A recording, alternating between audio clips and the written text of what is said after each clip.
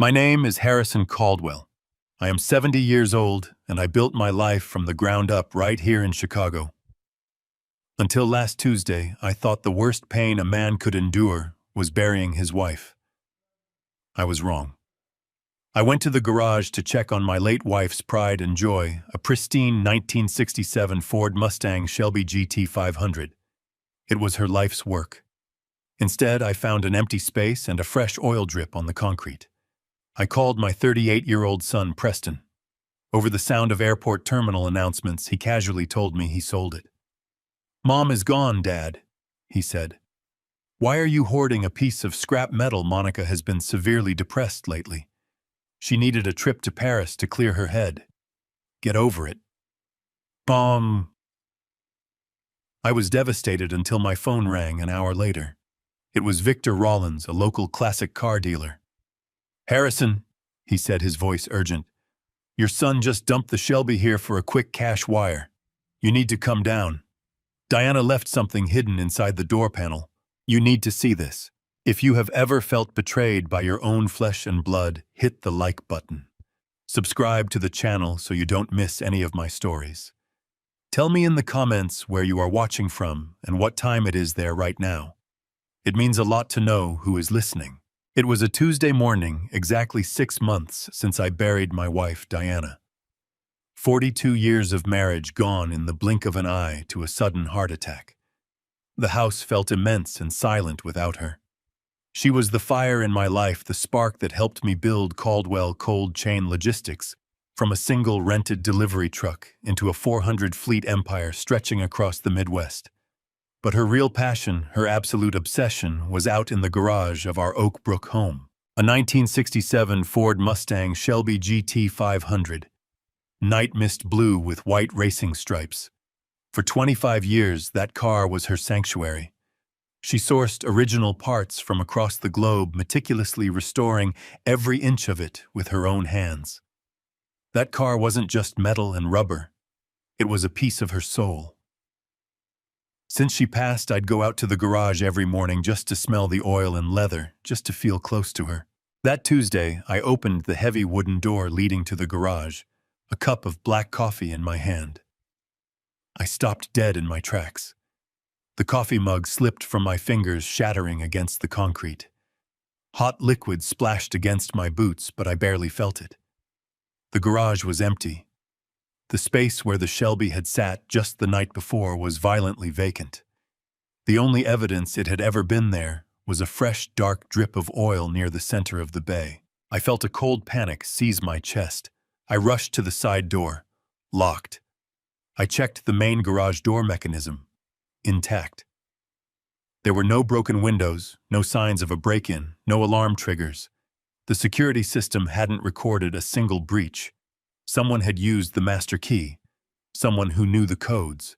Someone who knew exactly how to bypass the sensors. My mind raced. Only 2 people besides me had the access codes and the physical keys to that garage. My estate manager, who was currently on vacation in Florida, and my son, Preston. Preston is 38 years old.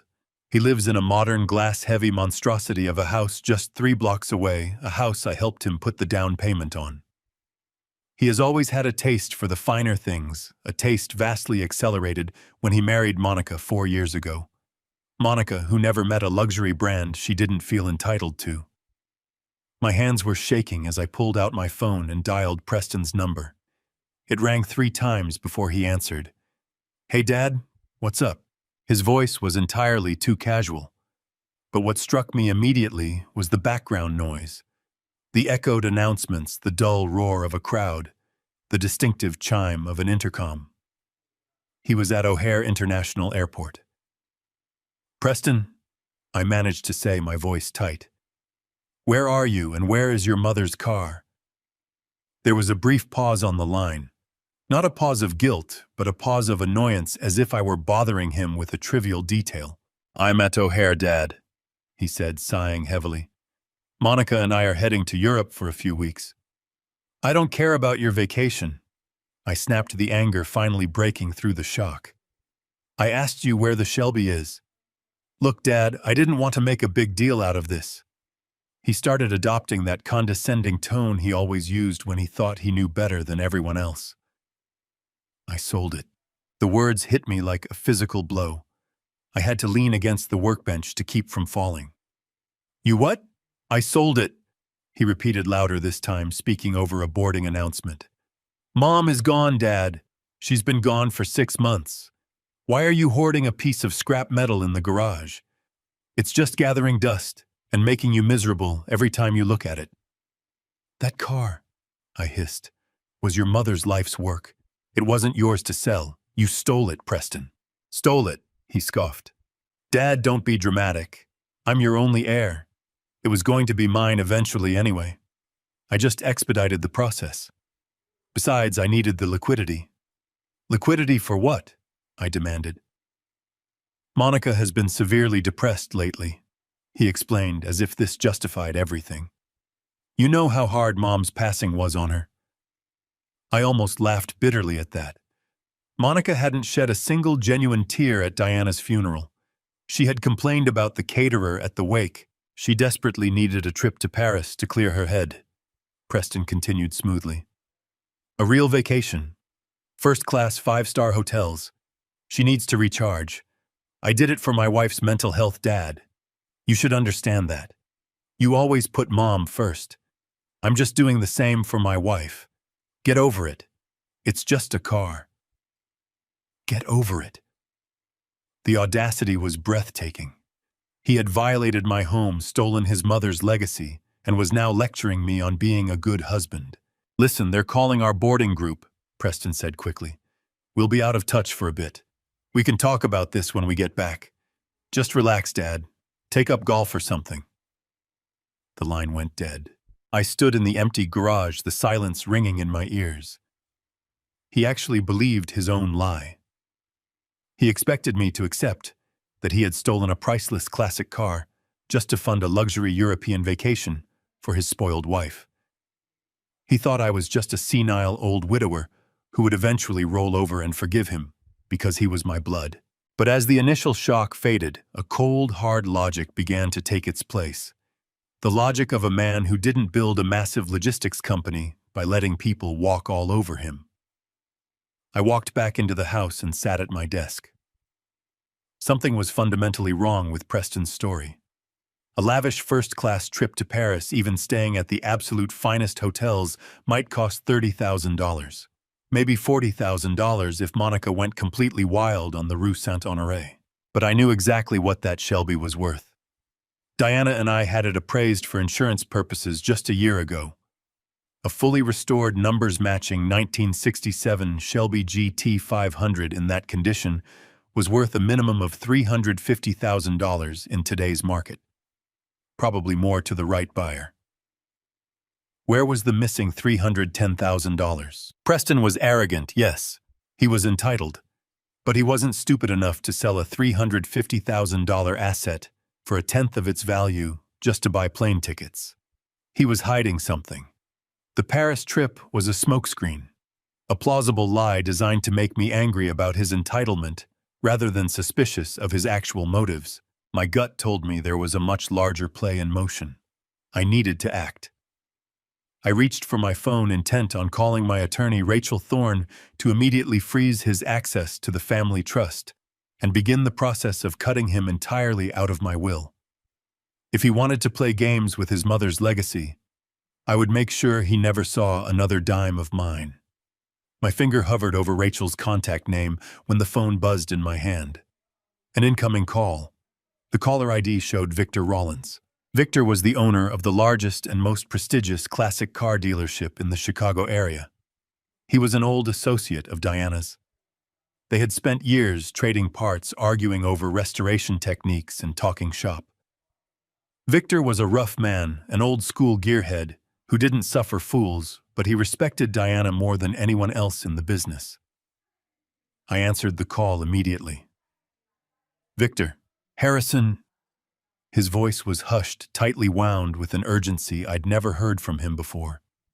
I'm sorry to call you so early, but we have a major situation here. I know, I said flatly.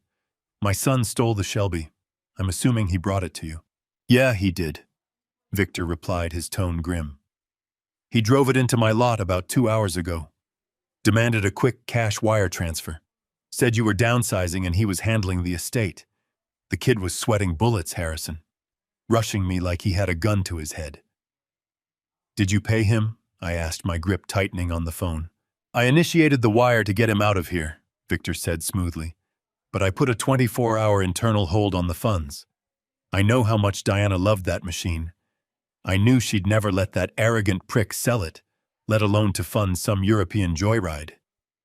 I felt a surge of gratitude for the man's sharp instincts.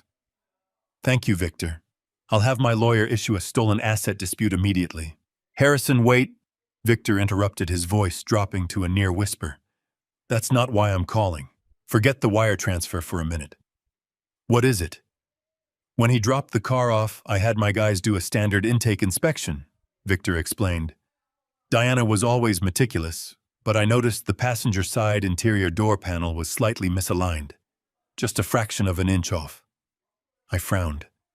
Diana was a perfectionist. She would never have left a panel misaligned. I popped the panel off to reseat the clips. Victor continued, his voice heavy. Harrison, your son didn't just dump a car here.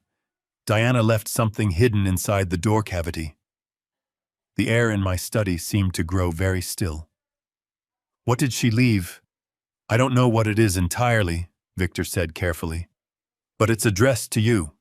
You need to get down to my warehouse right now, Harrison. You need to see this with your own eyes. I lowered the phone from my ear, staring at the darkened screen. The call had ended, but Preston's voice still echoed in the quiet of my study. Get over it. He had said those words to me. My own flesh and blood had violated the sanctity of my home, stolen the history his mother devoted her life to preserving, and brushed it off as if he had merely borrowed a lawnmower. My jaw clenched so hard my teeth ached. He thought he had me figured out. He looked at me and saw a tired, grieving 70-year-old widower who would accept his disrespect to keep the peace. He wrongly assumed my absolute silence over the past 6 months was a sign of weakness, a symptom of a broken man waiting for the end. He had no idea who he was dealing with. I did not build Caldwell cold chain logistics by turning the other cheek. When I started with a rusted delivery truck, competitors tried to run me off the road. I crushed them. I built a fleet of 400 refrigerated trucks moving millions across the Midwest by seeing through lies and striking back twice as hard. My grief had made me quiet, but it had not made me blind. I stood in the center of my home office and began to do what I do best. I stood there and analyzed the numbers. Preston was arrogant, entitled, and entirely too reliant on the trust fund I had established for him, but he was not illiterate. He claimed he sold Diana's Shelby to fund a vacation for Monica. It was a plausible lie designed to make me angry about his entitlement, rather than suspicious of his actual motives. He desperately wanted me fuming over a luxury vacation, so I would not look any deeper into his current financial situation. My gut twisted with a sharp, familiar instinct. The same instinct that had saved my company from hostile takeovers and corrupt vendors decades ago. Preston was making a desperate move. He needed cash immediately. He was hiding a financial crisis or funding something sinister. I walked to my desk and picked up my phone. I scrolled to the contact name for Rachel Thorne, my ruthless corporate attorney. I was going to instruct her to freeze his access to the family trust, strip him of his remaining shares in my company, and prepare the paperwork to write him out of my will entirely. If my son wanted to play games with his mother's legacy, I was going to ensure he never touched another dime of mine for the rest of his life. I pressed my thumb over her name. Before the screen could register my touch, the phone vibrated violently in my palm. An incoming call replaced Rachel's contact card. The caller identification displayed the name Victor Rollins. I did not utter another word to Victor on the phone. I ended the call, placed the device in my jacket pocket, and walked out of my study. I bypassed the main house entirely and went straight out the front doors to my daily driver, parked in the circular driveway. I did not call the local authorities to report a theft. I did not call Preston back to scream at him or demand explanations. When you have spent 4 decades building a massive corporate logistics empire from absolutely nothing, you learn very quickly that you do not announce your counterattacks with blaring sirens and flashing lights. You move in absolute terrifying silence. The drive to Victor Rollins and his classic car warehouse took exactly 35 minutes, but my mind covered entire decades during that span. I thought about my son, a man who had grown so incredibly comfortable resting on the velvet cushions of the immense wealth I provided that he fundamentally mistook my paternal generosity for profound stupidity. And then I thought about Diana. Diana was not merely a wife who enjoyed restoring vintage American muscle cars in her spare time. She was the sharpest, most ruthlessly analytical woman I had ever known. While I was out securing cold chain supply contracts and managing heavy truck fleets across the Midwest, she was the one sitting in the corporate headquarters auditing the ledgers. She served as the chief financial officer of Caldwell Cold Chain Logistics for 30 solid years. She had a mind that operated like a steel trap and an intuition for human deception that bordered on the supernatural. She possessed an uncanny ability to spot an embezzler or a corporate fraud from a dozen miles away. If a woman with her brilliant calculating mind had taken the time to hide something deep inside the structural framework of her most prized worldly possession, it was absolutely not a sentimental keepsake or a fond farewell note. It was a weapon. It was an insurance policy. I pulled my truck up to the heavy security gates of Victor Rollins and his private storage facility. The building was an imposing, unmarked concrete structure situated on the industrial edge of the city, surrounded by heavy chain-link fencing and high-definition security cameras. The massive steel gate rolled open the moment my front bumper approached the sensor. Victor was already waiting for me just inside the cavernous main receiving bay. He stood silently next to the pristine 1967 Shelby GT500. Under the harsh, bright fluorescent lights of the warehouse, the deep night mist blue paint seemed to absorb all the energy in the room. Victor did not offer a polite greeting. He did not extend his hand for a friendly shake. His face was grim and completely businesslike. He simply tilted his head and gestured toward the passenger side of the vehicle. I walked over to the car, my heavy boots echoing sharply against the polished concrete floor. The interior leather panel of the passenger door had been expertly detached and laid carefully on a soft microfiber cloth over a nearby rolling workbench. The inner mechanical workings of the door were fully exposed, revealing a complex array of window regulators, metal framing, and sound-dampening material. Right there, buried deep inside the dark steel cavity of the door, nestled securely behind a thick layer of acoustic soundproofing foam, was a rectangular void where something had been glued. Victor reached into the breast pocket of his work jacket and produced a heavy-duty fireproof Ziploc document bag. The edges of the bag were lined with industrial waterproof tape. He held it out, and I took it from his hands. The plastic material was thick, textured, and surprisingly heavy. I could see the contents clearly through the translucent exterior. There was a standard black USB flash drive and a neatly folded piece of heavy stock parchment paper. It was Diana's preferred writing stationery. My hands, which had remained perfectly steady while staring down hostile labor union negotiations and vicious corporate raiders, began to tremble uncontrollably. I picked up a small utility knife from Victor's workbench, carefully sliced through the reinforced waterproof tape, and pulled out the folded parchment. I recognized her elegant, sharp, cursive handwriting immediately. The date penned at the very top right corner of the page caught the breath in my throat. It was dated exactly 14 days before the massive coronary episode that suddenly took her from me. She had sat down and written this letter a mere 2 weeks before she died. I slowly unfolded the heavy paper. The black ink was dark, deliberate, and pressed firmly into the page. "Harrison," the letter began. "If you are reading this, it means I am gone, and it means our son took the bait." I felt a freezing chill radiate from the base of my spine, spreading outward to my fingertips. I forced my eyes to continue reading the steady, meticulous cursive. "You always wanted to believe the best about Preston. You always wanted to believe that his towering arrogance was just a temporary phase, that Monica's endless greed was just youthful ignorance that she would eventually outgrow. But I have spent my entire professional life tracking liabilities, and our son is the greatest liability this family has ever produced. I intentionally left a pre-signed blank title to this car, hidden securely in the bottom of the glove box. I knew that the exact moment I was out of the picture, Preston would start desperately looking for liquid assets to feed Monica's insatiable appetite for luxury. I wanted to test his fundamental greed. I wanted to see if he would respect my legacy and preserve the things I loved, or if he would sell me out for quick, untraceable cash. If this letter is in your hands right now, you have your definitive answer. I stopped reading for a moment, my chest heaving. My wife had orchestrated a posthumous loyalty test from beyond the grave, and the son I had raised, the boy I had funded and protected, had failed it in the most spectacular and offensive way imaginable. He did not hesitate. He did not mourn. He simply saw his mother's death as an opportunity to cash in a blank check. The letter did not end there. I swallowed the hard lump in my throat and moved my eyes to the final paragraph on the page. But this is not just about a stolen car, Harrison. Preston is not simply acting like a spoiled, entitled child throwing a tantrum. He is actively funding a betrayal that will systematically destroy everything we spent our lives building together.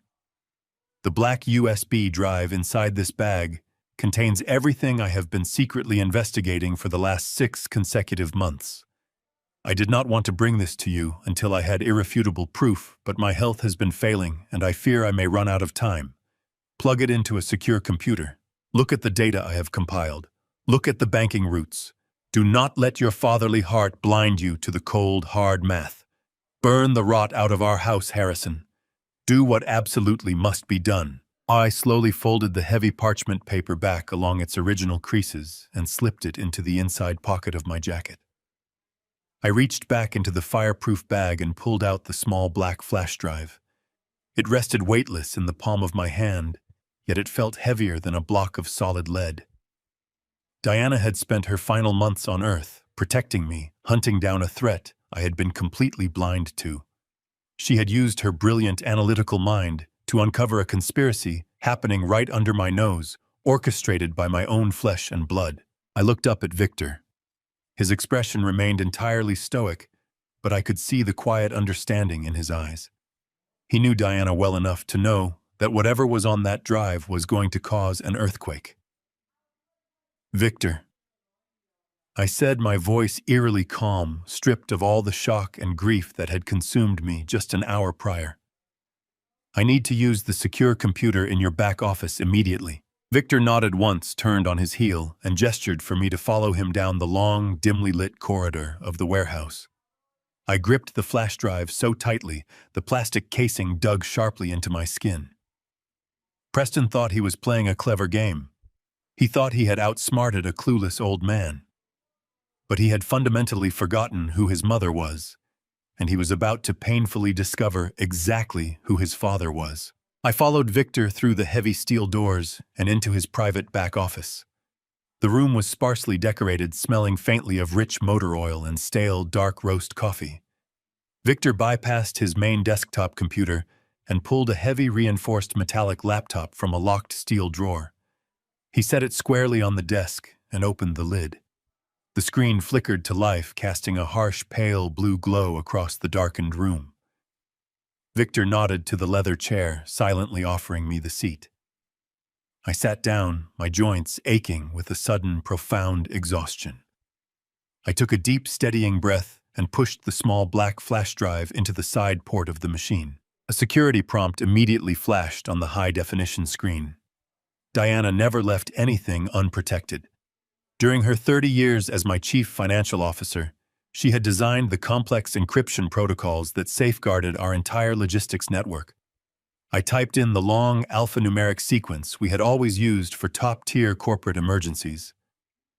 The progress bar loaded, and a single master folder appeared on the blank desktop.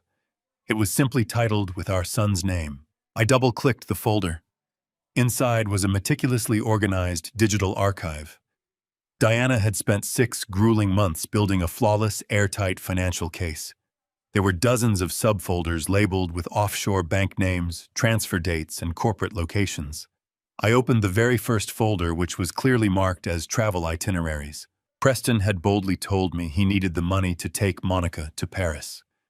He claimed she was suffering from severe depression and desperately needed a luxurious European escape. I opened the first document in the queue.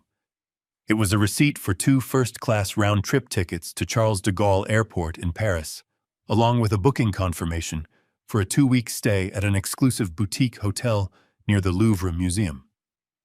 For a fraction of a second, a wave of terrible confusion washed over me.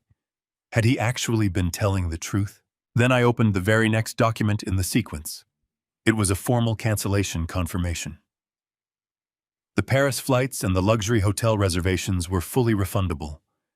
They had been booked on a Tuesday morning and completely canceled 48 hours later. The entire European vacation was a phantom. It was a calculated, incredibly cheap decoy designed to give me a highly emotional, frustrating excuse for his sudden, desperate need for fast cash. He knew I would be furious about him wasting money on a frivolous trip, but he also knew I would eventually dismiss it as typical spoiled behavior. It was the absolute perfect smokescreen to hide his real movements. I clicked into the next file, which contained the actual unmodified travel manifest. Preston and Monica were not flying to France. They had booked 2 seats on a private charter flight, departing out of a smaller regional Illinois airfield. Their final destination was Georgetown, the capital city of the Cayman Islands. The Cayman Islands are not exactly known for their holistic mental health retreats. They are, however, globally recognized as one of the premier tax havens and offshore corporate banking capitals of the world. A cold, incredibly heavy realization began to settle deep in my stomach. The missing $310,000 from the Shelby sale was not meant for shopping sprees or fine dining.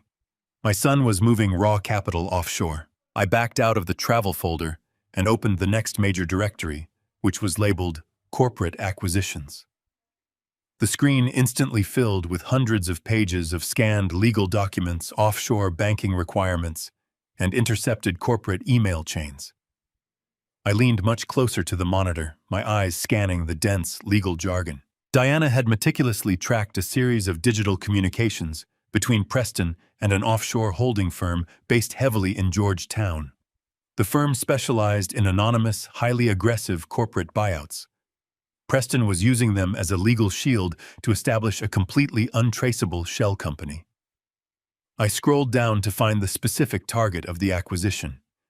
The name printed in bold black letters made my heart completely stop beating. The target was Vanguard Refrigerated Transport. Vanguard was my single largest and most vicious competitor in the entire Midwest. For the past decade, Caldwell Cold Chain Logistics and Vanguard had fought bitterly over every major supply chain contract in the region. We controlled the massive grocery supermarket chains. They controlled the highly lucrative pharmaceutical distribution routes. We were currently in the absolute middle of a massive multi-million-dollar bidding war for a regional agricultural contract that would secure our operational dominance for the next 20 years. I continued reading the files, the pieces of the puzzle snapping together with horrifying clarity. Preston was not just a greedy son looking for a quick, unearned payout. He was orchestrating a hostile offshore buyout of my biggest rival. But Vanguard was a severely struggling company. They needed a massive influx of capital to restructure their debts and stay competitive against my trucks. The offshore holding firm required a substantial, completely untraceable earnest money deposit to initiate the blind acquisition process and lock in the purchasing rights. I opened the final financial attachment in the folder. It was the formal escrow demand from the Cayman holding firm. The required initial cash deposit to trigger the Vanguard buyout was exactly $350,000. The exact market value of Diana's fully restored Shelby GT500. I sat back in the heavy leather chair, the cool glow of the laptop screen, illuminating the sudden, profound darkness of my new reality. The sheer scale of the betrayal was absolutely breathtaking. Preston was not just stealing a classic car. He was actively plotting to steal my entire life's work. As a trusted executive within my family business, Preston had unrestricted daily access to our most sensitive corporate data. He knew our exact operating profit margins. He knew the exact maintenance and fuel costs of our massive refrigerated fleets. He knew the specific pricing algorithms we used to bid on supply chain contracts. He knew every single operational weakness and strategic strength of Caldwell Cold Chain Logistics. His plan was brilliantly, sickeningly simple.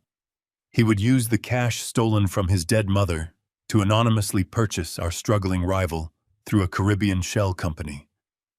Then, operating entirely from the shadows, he would use his insider knowledge of my company's pricing structures to systematically undercut every single one of my active corporate bids. He would bleed my empire completely dry, transferring all of my hard-earned regional contracts directly over to Vanguard.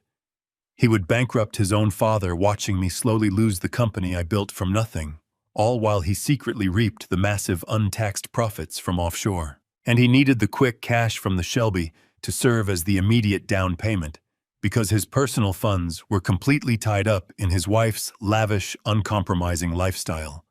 He had literally stolen his mother's legacy to finance the ultimate assassination of his father's empire. I looked over at Victor. He was leaning quietly against the doorframe, his arms crossed tightly over his chest, watching my face carefully. He did not ask a single question about what I had just found. He simply waited in the silence for me to process the absolute devastation. For a long time, I did not speak a word. I simply stared at the illuminated screen. The grief that had weighed me down for the past 6 months, the heavy, suffocating sorrow of losing Diana began to evaporate. It was burned away entirely by a rising, white-hot fury. Preston had looked me in the eye and told me to get over it. He had played on my grief. He had used Monica's supposed depression as a weapon against my sympathy. He had turned the memory of his mother into a stepping stone for his own corporate treason. He thought I was a tired, grieving old man who would simply sit in his empty garage and weep over a missing car.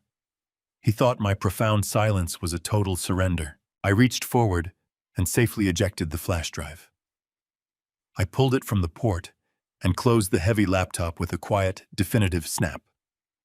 I slipped the drive securely into my jacket pocket, right next to Diana's final handwritten letter. My wife had spent her last days on Earth arming me for a brutal war I did not even know I was fighting. She had handed me the exact weapon I needed to defend the empire we had built together. Preston wanted a corporate war. He wanted to play the role of a ruthless offshore raider. He was about to learn that the man who built Caldwell Cold Chain Logistics did not get to the absolute top of the industry by showing mercy to thieves. I stood up from the desk, my posture perfectly straight, my mind entirely clear. The mourning husband was gone. The wartime chief executive had finally returned. I thanked Victor for his absolute discretion and walked out of the warehouse.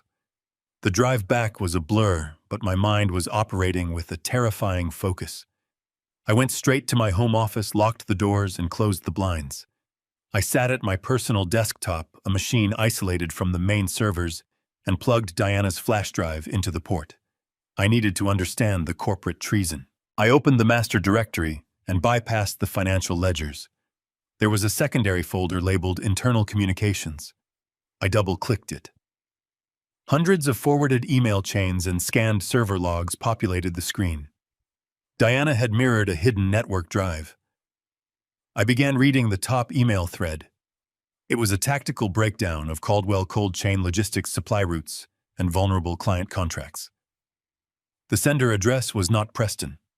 The sender used a scrambled email service, but the author's voice, the specific corporate phrasing, and the precise logistical terminology were entirely too familiar. I scrolled down to the bottom of the chain where Diana had attached an IP address trace. She had tracked the anonymous email account directly to a specific terminal inside my own corporate headquarters. Terminal 4. My breath hitched in my throat. That terminal belonged to Bradley. Bradley was my vice president of operations. I personally hired him 6 years ago, plucking him from a failing firm, because I saw a hungry, driven executive who reminded me of my younger self. I mentored him, paid him an exorbitant salary, and trusted him with the keys to my empire. And here he was actively engineering the destruction of my life's work. As I read through the emails between Bradley and the offshore holding company, the true architecture of the hostile takeover became sickeningly clear. Preston was not the mastermind. My son, despite his expensive business degree and his towering arrogance, simply did not possess the intellectual capacity to orchestrate a shadow acquisition of a major competitor. Preston was nothing more than a useful idiot. He was the necessary bloodline connection required to access the massive amounts of untraceable capital needed to fund the initial escrow deposit.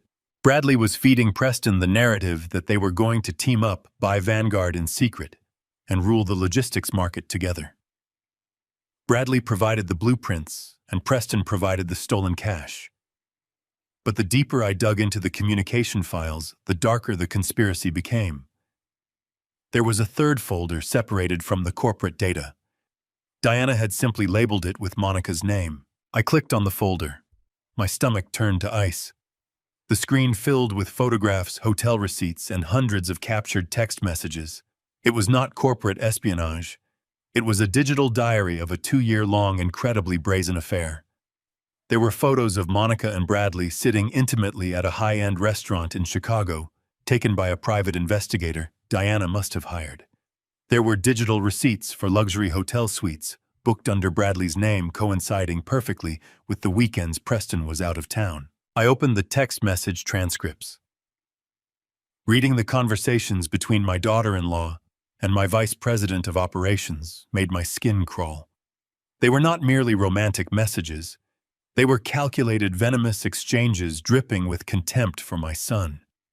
They laughed at his gullibility. They mocked his desperate need to impress Monica with luxury goods. They openly discussed how easy it was to manipulate his deep-seated insecurities and his overwhelming desire to finally step out of my shadow. Bradley was the one who planted the idea of the Vanguard buyout in Preston's head. Monica was the one who whispered in Preston's ear every single night, convincing him that I would never hand over the company, that I was a stubborn old man who would force him to wait decades for his rightful inheritance. She pushed him, prodded him, and manipulated his greed until he was entirely convinced that stealing from his own family was a brilliant, necessary business move. But the final, most devastating layer of the truth was detailed in a locked spreadsheet Bradley had shared exclusively with Monica. It was the post-acquisition financial model. Once the offshore shell company successfully purchased Vanguard, using the funds from the stolen Shelby, Bradley planned to systematically transfer all of Caldwell Cold Chain's premium client contracts over to the newly acquired company. He would bankrupt my empire. But the holding company was entirely structured to funnel the resulting profits into a private, untraceable account in the Cayman Islands, an account Preston had no legal access to. Bradley and Monica were planning to bleed my son dry. They were going to use his stolen money to buy the rival firm, use his insider access to destroy my company, and disappear, together with the offshore fortune. They planned to leave Preston standing in the ashes of a bankrupt empire facing inevitable federal investigations for corporate fraud and grand theft auto, completely alone and entirely to blame. My son was a fool. He was a greedy, arrogant, ungrateful fool who had stolen his mother's legacy to fund a luxury trip for a woman who despised him. But he was walking blindly into a slaughterhouse. He was so blinded by his own ego and his wife's toxic manipulations that he could not see the blade resting against his neck. I leaned back in my chair, rubbing my temples. The weight of the betrayal was staggering. A wife plotting against her husband. An executive plotting against his mentor. A son betraying his father. All of it swirling around the missing $350,000. Diana had watched the vipers circling our family, spending her final months, gathering the venom they left behind, storing it safely away so I could eventually formulate an antidote. I had every single piece of the puzzle.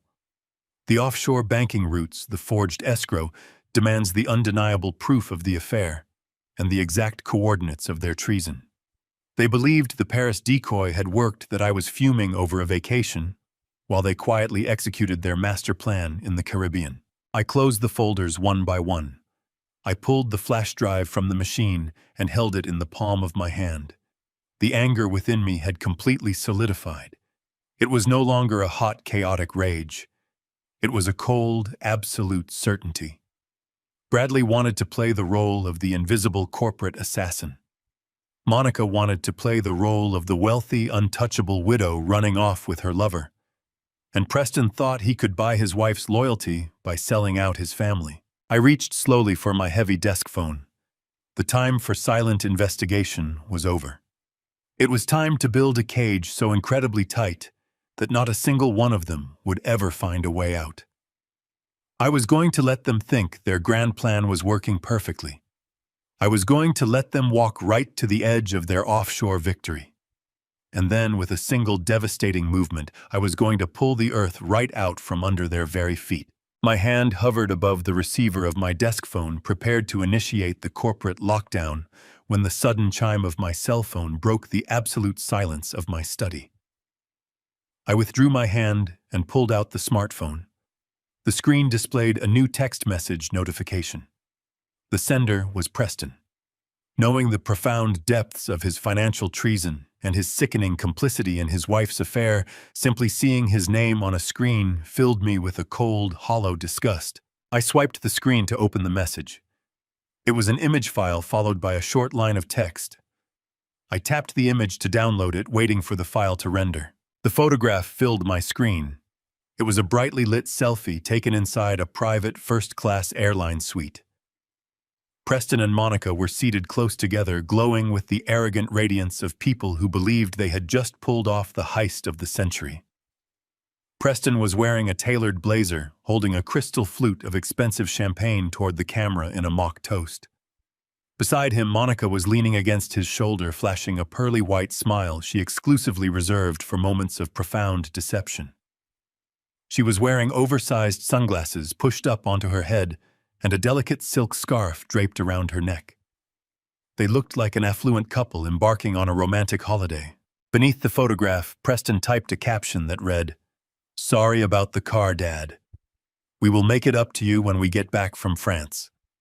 Love you." I sat rigidly in my chair, reading those short sentences over and over.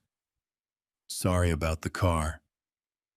He had reduced the theft of a $350,000 heirloom, his mother's final masterpiece, to a casual inconvenience. We will make it up to you when we get back from France. Another layer of the smokescreen designed by Bradley and executed by my foolish son. And finally, that was the most offensive part. The casual deployment of a sacred family bond to pacify a man he was actively plotting to bankrupt and destroy. I stared at their smiling faces. They genuinely thought they had won.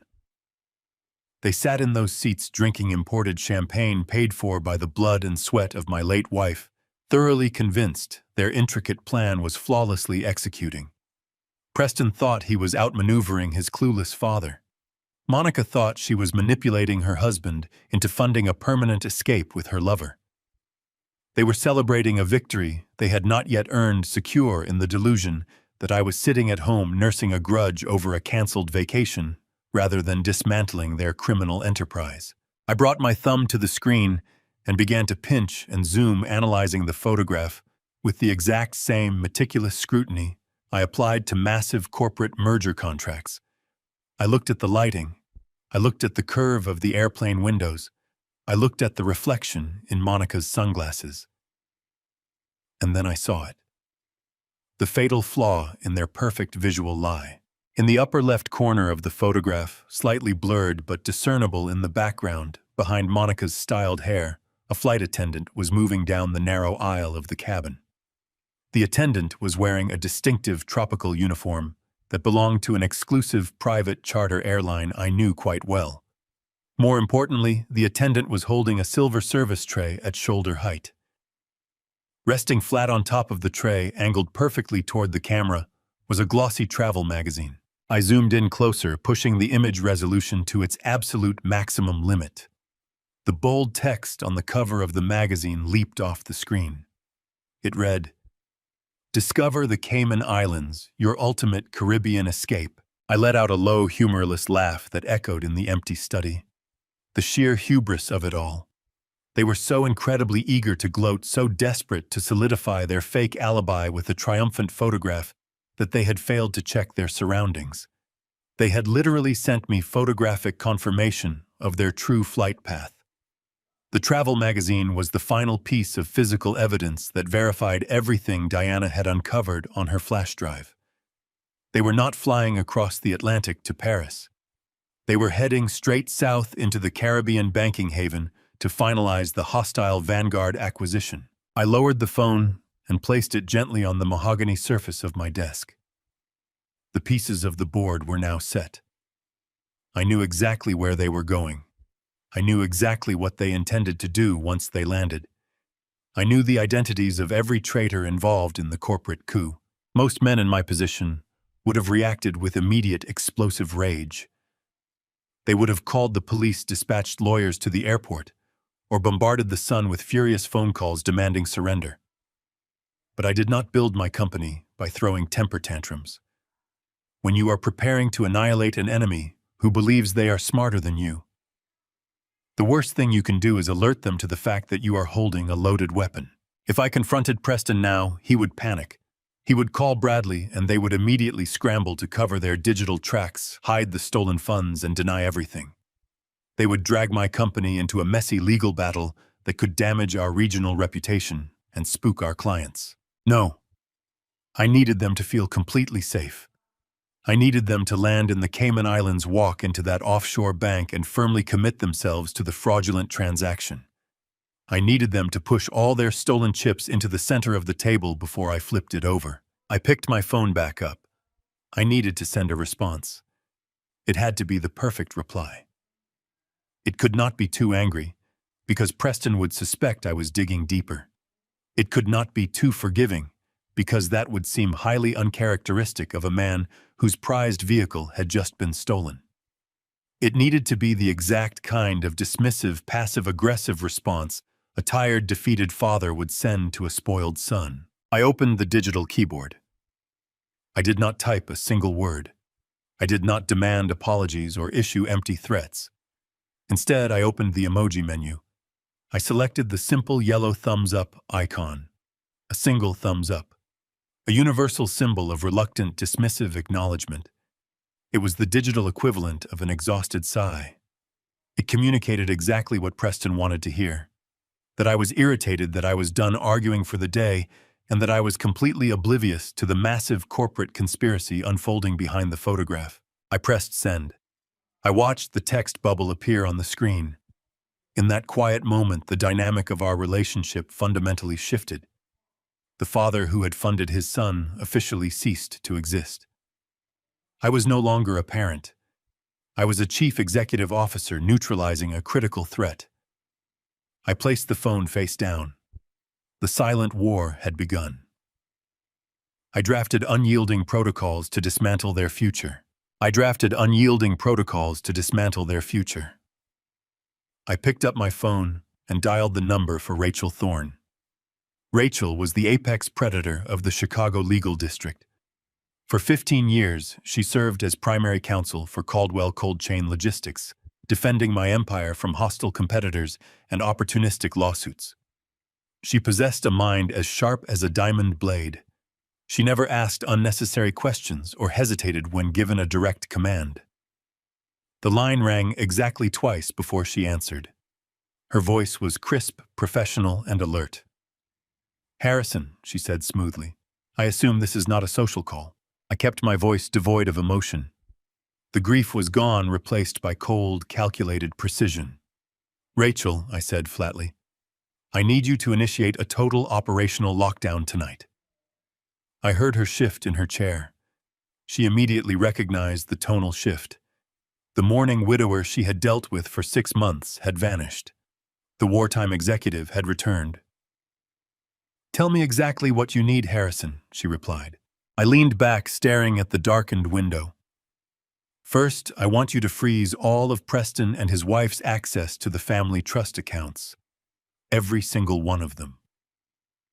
She paused briefly. "That is a drastic maneuver, Harrison. If I freeze those trust accounts, their personal credit cards will decline instantly. Their automated mortgage payments will bounce.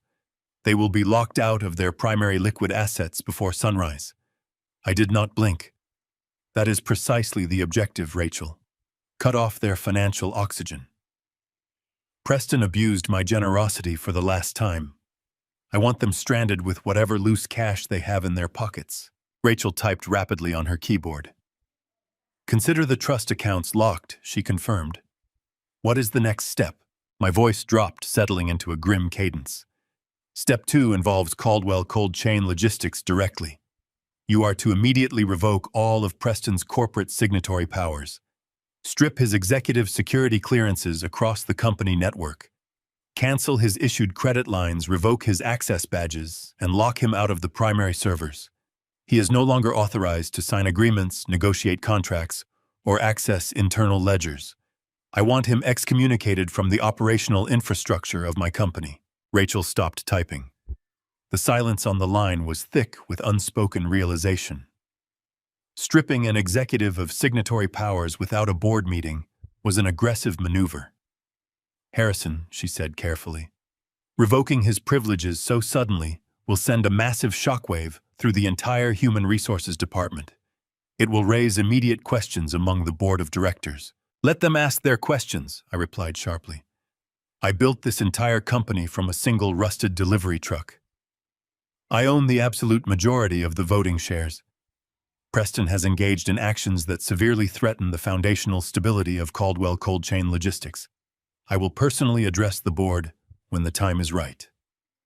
For now, you execute the revocation protocol without hesitation. Understood, Rachel said softly. Her voice carried the distinct tone of a woman witnessing the beginning of a brutal corporate execution. The executive revocations will take effect within the hour. Is there a third directive? I closed my eyes for a brief moment, picturing the night mist blue paint of Diana's stolen Shelby GT500 sitting silently in Victor Rollins' storage warehouse. Yes, I said. There is one final matter, and it requires your most delicate touch. Preston stole Diana's classic car this morning. He transported the vehicle to a private dealership and attempted to liquidate the asset for $350,000. He demanded a rapid wire transfer to an offshore account in the Cayman Islands. I heard Rachel exhale a sharp, stunned breath. Harrison, that is Grand Theft Auto. I can have local law enforcement waiting for him at the airport the exact moment his plane touches down. We can have him arrested before he even reaches the baggage claim. No, I commanded firmly. Do not notify the local police. Do not file a standard police report. If we involve the local authorities, it becomes a messy public domestic dispute. Preston will simply hire an expensive defense attorney, drag the entire situation through the mud, and attempt to stall the legal process. I want a much cleaner, far more devastating approach. I leaned forward, resting my elbows heavily on the desk. Instead of calling the police, I want you to file a formal stolen asset dispute directly with the financial institution holding the title. Report the fraudulent wire transfer attempt through the federal banking channels. Victor Rollins has already placed a mandatory internal security hold on the pending funds. I want you to leverage that hold. Let the automated fraud systems of the international banking network do the heavy lifting for us. Rachel let out a low, appreciative hum. I see your strategy, she noted. If we report the unauthorized sale and the offshore wire attempt through federal banking fraud channels, we trigger an automatic international anti-money laundering protocol. The banks will independently freeze the offshore destination accounts. They will flag Preston and Monica as high-risk financial criminals. It elevates the crime from a simple local theft to an international banking crisis. Exactly. I confirmed, a cold satisfaction settling over my words. I do not want Preston sitting comfortably in a local jail cell, waiting for a bail hearing. I want him stranded in the Cayman Islands, completely locked out of his trust funds, stripped of his corporate identity, and permanently flagged by the international banking system. When he walks into that offshore bank tomorrow morning to check on his stolen money, I want him to face a wall of federal fraud alerts. I want him to experience the exact terrifying moment when he realizes he has absolutely nothing left. I will draft the fraud dispute immediately, Rachel assured me. Her tone was no longer cautious. It was energized, ready for the battle ahead. The asset freeze, the executive revocation, and the banking alerts will all be fully active before dawn. They will not see any of this coming. That is the entire point, Rachel. I kept my gaze fixed on the digital clock resting on the corner of my desk. They think they have outsmarted a grieving widower. They think they are flying toward a luxurious stolen future. Make sure the financial cage is completely locked before they even step off that airplane. I ended the phone call and placed the device down. The study was perfectly silent. I walked over to the large bay window and looked out over the sprawling grounds of my estate. The moon cast long, pale shadows across the manicured lawns. The wheels of justice I had just set into motion were entirely silent, utterly ruthless, and absolutely unstoppable. Preston and Monica had built their entire scheme on the assumption that I would blindly accept their lies to maintain the illusion of a happy family. They had mistaken my paternal patience for weakness. They had mistaken my grief for incompetence. They had vastly underestimated the man who built Caldwell Cold Chain Logistics. The storm was coming, and I was going to watch it wash them away. The following morning arrived with a pale gray light that washed over the massive facade of Caldwell Cold Chain Logistics headquarters. I drove into the private executive parking garage exactly at 7, maintaining my daily routine, as if my entire world had not just shifted. Walking through the polished lobby, I politely nodded to the 3 security guards. I kept my posture slightly stooped, allowing my shoulders to sag enough to project the image of a deeply tired, sorrowful old man. I rode the private elevator up to the top floor, stepping out into the hushed corridor of the executive suite. My assistant greeted me with a deeply sympathetic smile.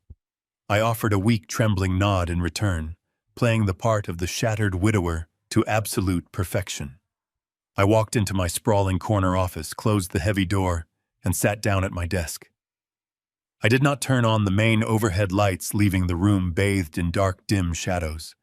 I picked up my desk phone and pressed the intercom, instructing my assistant to send Bradley in immediately. I waited in the dark. Bradley did not take long. 5 minutes later, my vice president of operations stepped confidently into the room. Bradley was a tall man in his early 40s, sporting a tailored suit and an aggressively ambitious smile. He possessed the sleek charm of a corporate predator, the exact kind of man who would sleep with his boss's daughter-in-law and plot the destruction of his mentor without losing a second of sleep. He walked across the carpet and stopped in front of my desk, his face instantly twisting into a mask of deep concern. He looked at the unlit room and then down at me, shaking his head with a perfectly rehearsed display of false pity. "Harrison," he said softly, his voice dripping with synthetic empathy. "You look completely exhausted. You really should be at home resting. The company can run itself perfectly for a few days." I slowly raised my hands and rubbed my eyes, letting out a ragged sigh. I forced my voice to sound raspy and hollow. "I am tired, Bradley," I replied, staring blankly at my desk. "Losing Diana has taken a toll on me that I simply cannot calculate. The quiet in that house is absolutely deafening." Bradley nodded solemnly, placing his hands in his pockets. "I know, Harrison. We are worried about you. You need to take a step back and let us carry the heavy lifting. That is why you hired me." I slowly lifted my head and looked directly into the eyes of the man trying to bankrupt me. "That is exactly what I wanted to talk to you about," I said, my voice barely above a whisper. "I have spent the night thinking about the future of Caldwell Cold Chain Logistics. I have spent decades fighting for every single contract, but the fight has completely drained me. I look at the logistical maps now and I feel empty. I need to step away, Bradley. I need to retreat to my estate and figure out how to live without my wife." I watched a sudden spark of raw greed flash behind Bradley's eyes before he quickly buried it under another layer of fake concern. "Harrison, you cannot just walk away," he countered smoothly. "This company is your entire legacy." I shook my head slowly, leaning back in my chair. "A legacy is meaningless if you are too broken to sustain it," I replied. I am simply transferring the immediate operational burden. Bradley, you have been my vice president of operations for 6 years. You know our supply routes. You know our fleet maintenance protocols, and you know our major corporate accounts. I need someone I can trust to take the helm while I step into the shadows. Bradley stood perfectly still, trying desperately to conceal the massive surging triumph he must have been feeling in his chest. He thought I was handing him the keys to the castle. He thought his toxic manipulation and secret corporate sabotage had somehow miraculously aligned with my sudden grief. Harrison. I would be absolutely honored to step up, he said, his voice trembling with genuine excitement, disguised as humble duty. Whatever you need me to handle, I will manage it flawlessly. I reached into my desk drawer and pulled out a thick stack of formal corporate transfer documents I had prepared the previous night. I placed them squarely in the center of the desk and tapped the top page with my index finger. I am officially promoting you to the position of Acting Chief Executive Officer for the Midwestern Regional Division, I announced. But more importantly, I am granting you full, unrestricted legal authority over the Vanguard acquisition accounts.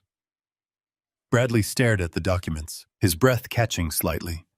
He had been secretly plotting to use Preston's stolen money to fund an offshore buyout of Vanguard, completely unaware that I knew every single detail of his treason.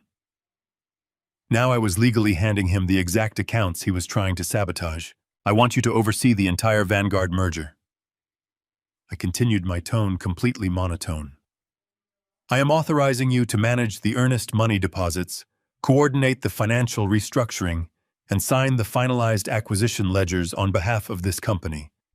You will have total legal autonomy over the corporate merger accounts. I trust you to do what is best for the future of this logistics network. Bradley slowly reached out and picked up the stack of documents, his fingers gripping the heavy paper tightly. He was looking at the exact legal authorization he needed to quietly siphon our contracts into his offshore shell company. He genuinely believed he had just been handed a license to steal millions of dollars without any oversight whatsoever. The documents were a carefully constructed federal trap. By accepting legal autonomy over the Vanguard merger accounts, Bradley officially tied his name and signature to every single fraudulent transaction he was about to commit. I was building an airtight federal corporate fraud case against him, and he was eagerly signing his confession. Harrison, I will not let you down, Bradley promised, clutching the documents. I will handle Vanguard with utmost discretion. You have my word. I just offered a weak, tired smile. I know you will, Bradley. Just make sure the banking deposits are completed smoothly. Make the transition entirely seamless. Bradley nodded emphatically, turned, and practically floated out of my office.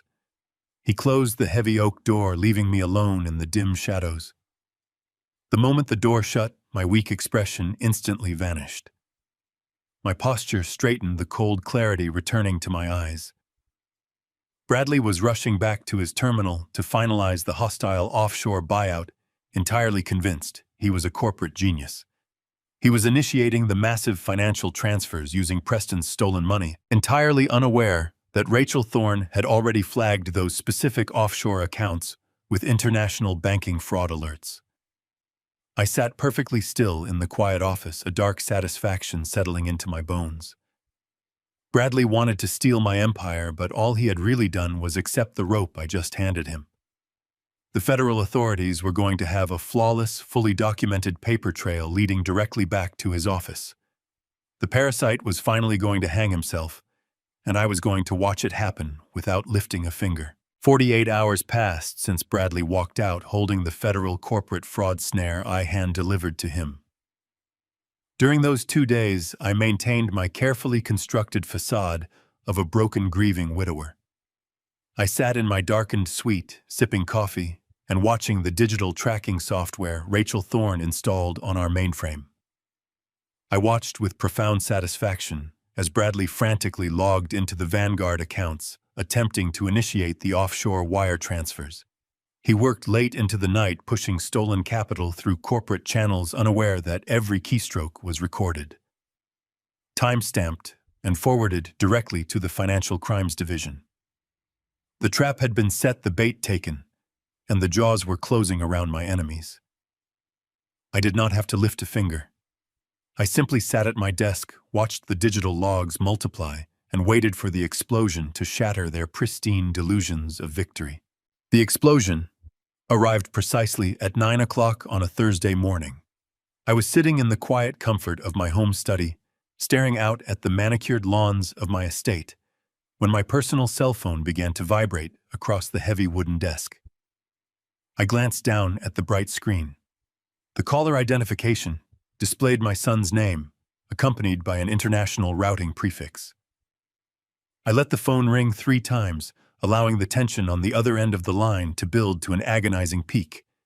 I took a deep, steadying breath, cleared the cold, calculating edge from my throat, and practiced my warmest, most oblivious fatherly tone. I picked up the device and pressed the answer button. "Preston," I said, my voice thick with feigned, gentle surprise. "I thought you and Monica were supposed to be completely unplugged on your romantic getaway.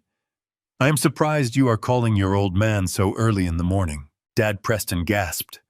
His voice was frantic, pitched high with a raw, undeniable panic. He was breathing heavily, the sound of his ragged inhalations clearly audible over the receiver. In the background, I could hear the faint ambient noises of a bustling luxury resort. I heard the gentle clinking of crystal glasses, the soft murmur of wealthy tourists, and the rhythmic, unmistakable sound of tropical steel drums drifting through a hotel lobby. "Dad, something is incredibly wrong. I am standing at the front concierge desk right now, and everything is completely locked. My corporate credit card just declined for the 3rd time. I tried to use my personal platinum card, and the system rejected it instantly. I logged into my mobile banking application, and my main trust accounts are showing a balance of absolutely 0. Every single account is frozen, Dad. The bank is refusing to authorize any transactions. I cannot even buy a cup of coffee." I listened to the sheer terror vibrating in my son's voice, feeling a deep, chilling wave of satisfaction wash over my chest. The financial guillotine Rachel Thorne had engineered had dropped perfectly.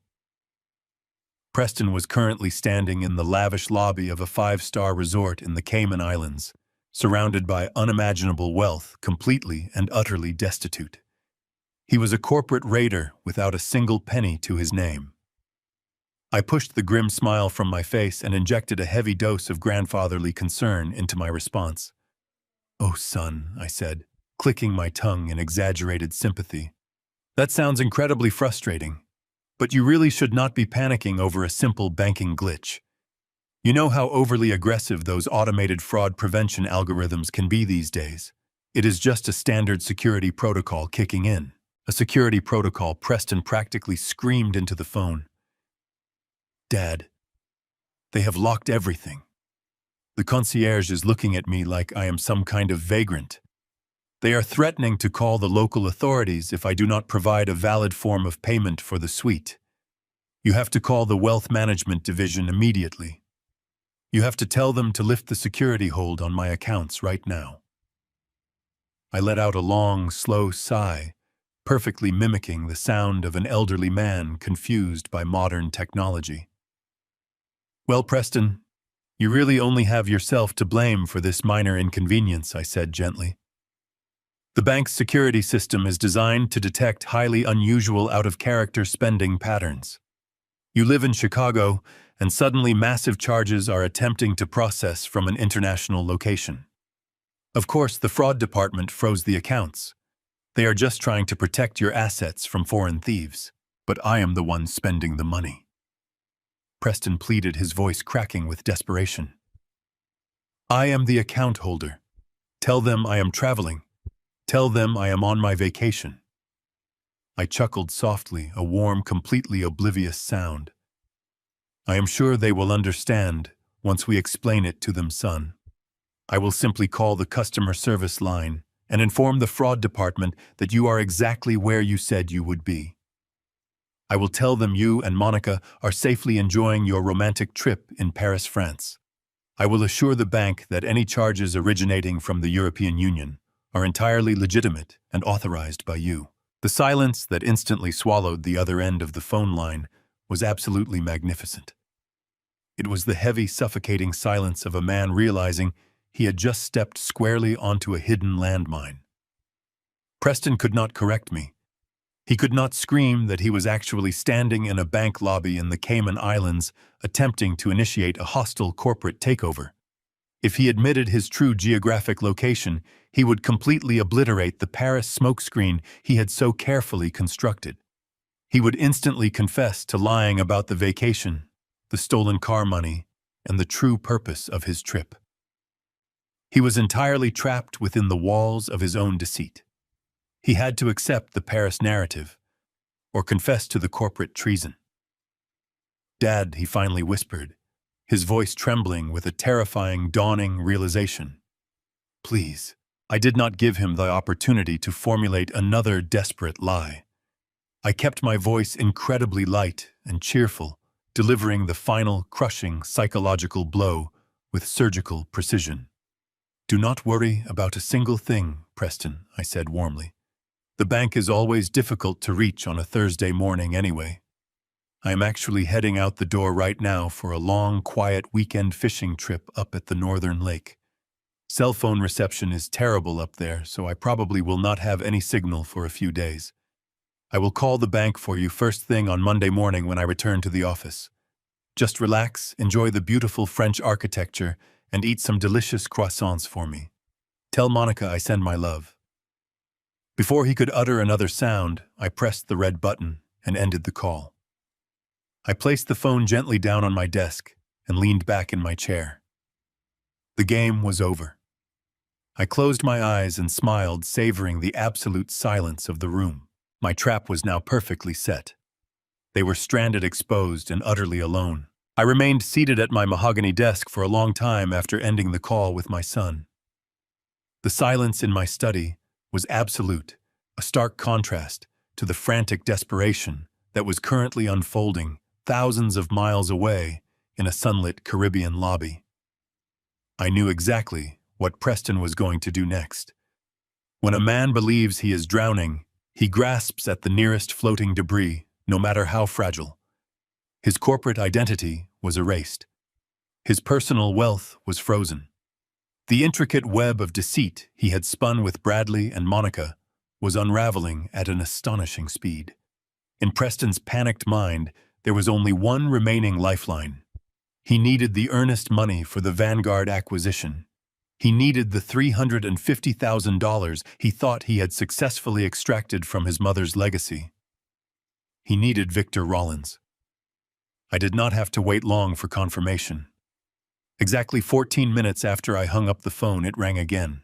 The caller identification displayed Victor's private garage line. I answered immediately. Harrison Victor said, his rough voice carrying a distinct edge of grim amusement. "You called it perfectly. The kid just phoned the shop. He was absolutely losing his mind." I leaned forward, resting my forearms on the cool surface of my desk. "Walk me through it, Victor. Leave nothing out." Victor cleared his throat. He called my direct line, bypassing the receptionist entirely. He was shouting so loudly I had to hold the receiver away from my ear. He completely dropped that slick, arrogant businessman routine he tried to pull on me yesterday. He was begging. He demanded I manually override the 24-hour internal security hold on the wire transfer. He told me it was a matter of life and death, a critical business emergency that could not wait another minute. He practically ordered me to push the $350,000 through to his offshore account immediately. "And how exactly did you respond?" I asked, feeling a cold satisfaction blooming in my chest. "I gave him the exact dose of reality you requested," Victor replied smoothly. "I told him to lower his voice and listen to me very carefully. I informed him that I could not push the wire transfer through even if I wanted to, because the funds were no longer under my control." I let that hang in the air for a second, Victor continued, and I could hear the kid hyperventilating on the other end. Then I delivered the killing blow. I told Preston that early this morning the State of Illinois Department of Motor Vehicles officially flagged the title of the 1967 Ford Mustang Shelby GT500 as a stolen asset. I told him that the legal executor of the estate had filed a formal dispute claiming the vehicle was unlawfully removed from a private residence and fraudulently presented for sale. I closed my eyes, picturing Preston standing in the middle of that lavish resort lobby, the tropical heat suddenly turning to ice in his veins. "What did he say to that?" I asked quietly. He tried to deny it. Of course, Victor scoffed. He started stammering, swearing it was a massive misunderstanding, claiming he had your full permission to liquidate the estate. He insisted that if I just gave him the money, he would sort out the paperwork with you later. But his voice was shaking Harrison. He knew the game was up. I cut him off before he could spin another pathetic lie. I told him it was far beyond a simple paperwork dispute now.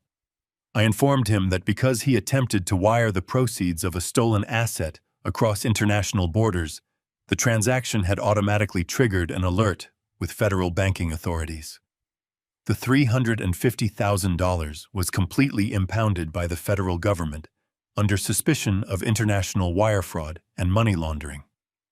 I told him the local authorities had already been by my warehouse to physically impound the vehicle as state evidence. The strategy was absolute.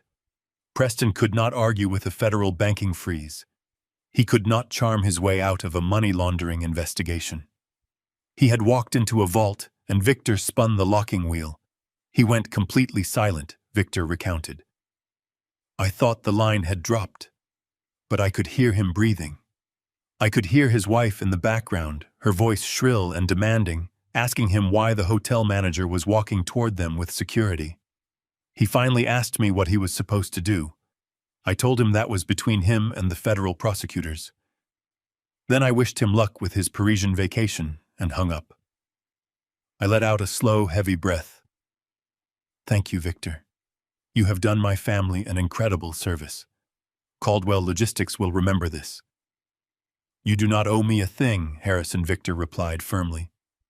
Diana was a legend. Nobody steals her masterpiece and gets away with it.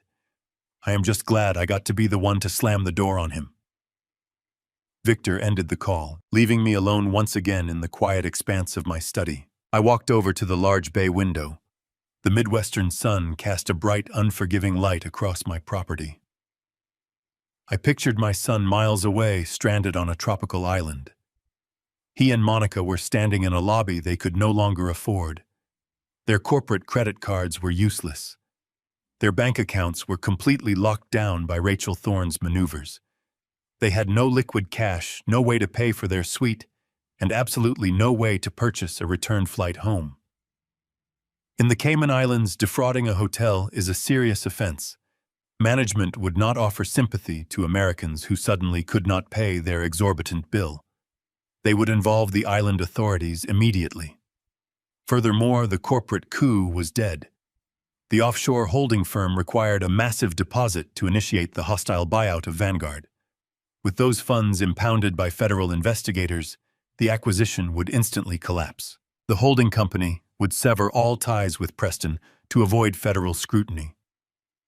Bradley, sitting in his office at my corporate headquarters, would soon realize that the offshore accounts were flagged and the money was never going to arrive.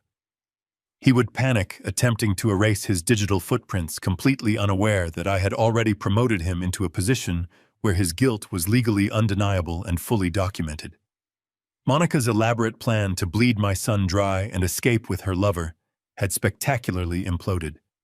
She was now marooned on an island with a man she secretly despised, a man who was rapidly becoming the primary target of a massive federal fraud investigation.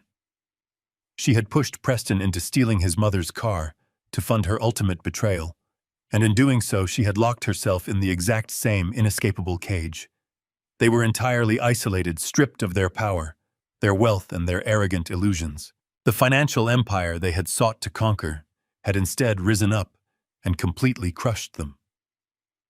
I turned away from the window and walked back to my desk. I had successfully defended the legacy Diana and I had sacrificed everything to build. The silent war was over, and the victory was absolute. The silent war was over, and the victory was absolute. But a victory engineered in the shadows eventually demands a confrontation in the light. For 48 hours, I sat in the quiet comfort of my study, drinking dark roast coffee and watching the digital tracking software monitor their spectacular collapse. The Cayman Islands are an extraordinarily beautiful place to visit when you have the financial backing of a massive corporate empire. They are an unforgiving, hostile priyas, and your accounts are frozen, your credit cards are declined, and you are actively flagged by the federal banking system for international wire fraud. I knew exactly what they were forced to endure. They were evicted from their luxury oceanfront suite. They were unable to access the funds they had stolen from Diana's beloved Shelby. They were entirely stranded, stripped of their power and their arrogant delusions. In the end, Preston had to swallow his towering ego and place a humiliating, desperate phone call to Monica's distant relatives. He had to beg for a rescue. Those relatives who had always viewed Preston as a limitless fountain of cash were forced to purchase 2 emergency tickets on a heavily discounted budget airline just to get them back to Chicago.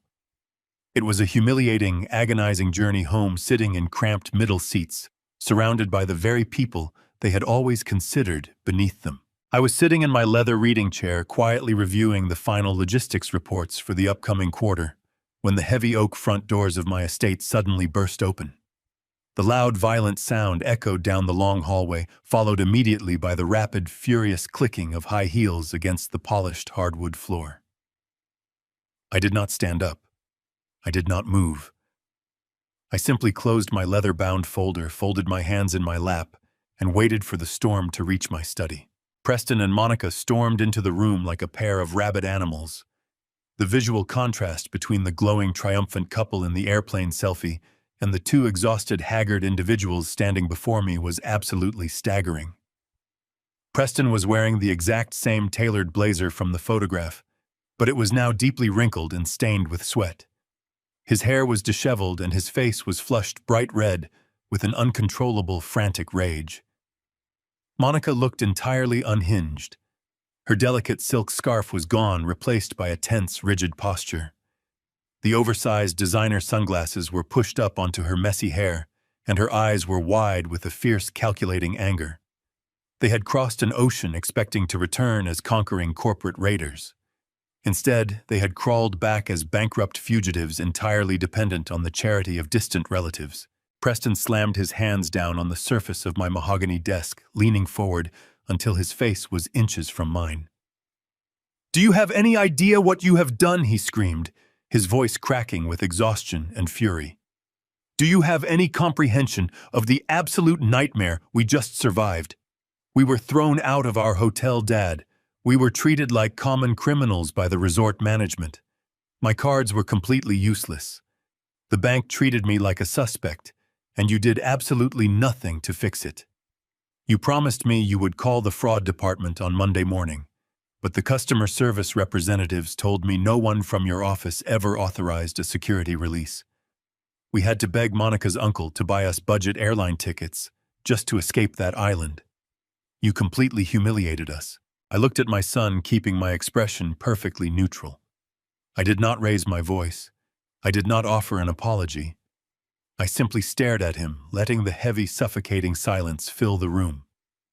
This lack of reaction seemed to infuriate Monica even more. She stepped forward, pushing Preston slightly to the side, positioning herself directly in front of my desk. She was ready to deploy the ultimate weapon she had manufactured for this exact scenario. She was ready to play the victim. "This is entirely your fault, Harrison," she shrieked, her voice echoing shrilly off the wood-paneled walls. "We went to France because my mental health was completely deteriorating. I was suffering. I needed a peaceful, luxurious environment to heal, and Preston was simply trying to provide that for me. He sold that old car because he loves me, and he wanted to save his wife. But your absolute banking incompetence ruined everything. You were too busy playing the sad, lonely widower to make a simple phone call and authorize his accounts. Because of your senility, my healing retreat turned into a psychological trauma. I was publicly humiliated in a foreign country. We were treated like garbage because you could not handle a basic financial task. You owe me an apology, Harrison, and you owe us compensation for the emotional damage you have caused. I sat perfectly still, absorbing the sheer breathtaking audacity of her words. She was screaming about a ruined trip to France, completely unaware that I had a high-resolution copy of the flight manifest proving they had landed in Georgetown. She was weaponizing her fabricated depression, demanding apologies and financial compensation from the man she was actively attempting to bankrupt. She stood there demanding respect while the digital transcripts of her venomous affair with Bradley sat securely on a flash drive in my top drawer. She played the role of the fragile, traumatized wife flawlessly. If I had not seen the absolute darkness in her text messages, if I had not read the calculated plans she made to bleed my son dry and disappear with her lover, I might have actually believed her performance. But I knew the truth. I knew she was a parasite. And I knew that Preston standing right beside her and nodding in furious agreement was a tragic, useful idiot who was too blind to see the poison in his own home. "Dad," Preston added, his voice dropping an octave, attempting to sound authoritative and commanding. "You are going to call the Wealth Management Division right now. You are going to demand they unlock my trust accounts immediately. Then you are going to wire $100,000 into my personal checking account to cover the damages, the embarrassment, and the sheer incompetence you displayed this week. We are not leaving this study until my financial access is fully restored. If you refuse, I will drag this family through a massive legal battle that will absolutely destroy whatever reputation you have left in this city. You are losing your mind, Dad, and I will not let your mental decline ruin my future." I looked at my son. I looked at the dark circles under his eyes, the sweat on his brow, and the desperate, greedy entitlement radiating from his posture. He was trying to bully me. He was trying to use the threat of public embarrassment to force my hand, entirely oblivious to the fact that his hand was already empty. I placed my hands flat on the desk, feeling completely resolute. The time for playing these foolish games was officially over. I was ready. Now, I pushed my chair back and stood up from the mahogany desk. I did not raise my voice, nor did I meet Preston's furious glare. Instead, I simply gestured toward the heavy double doors of the study.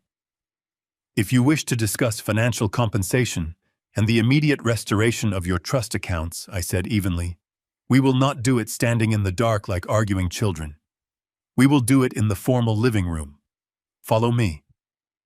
Preston offered a smug, victorious smirk to Monica, convinced that his aggressive ultimatum had successfully broken my resolve. Monica adjusted her posture, lifting her chin with haughty arrogance. They turned and marched out of the study. I followed a few paces behind them, maintaining a slow, measured cadence. They reached the threshold of the grand living room, stepping into the cavernous, unlit space. Before Preston could demand I turn on a lamp, a sudden blinding illumination flooded the room. The massive crystal chandelier suspended above the adjacent dining table snapped on, casting a harsh, unforgiving light over the scene. Preston and Monica froze in their tracks. The room was not empty. Sitting around the long, polished expanse of the dining table was a carefully assembled tribunal of their absolute destruction.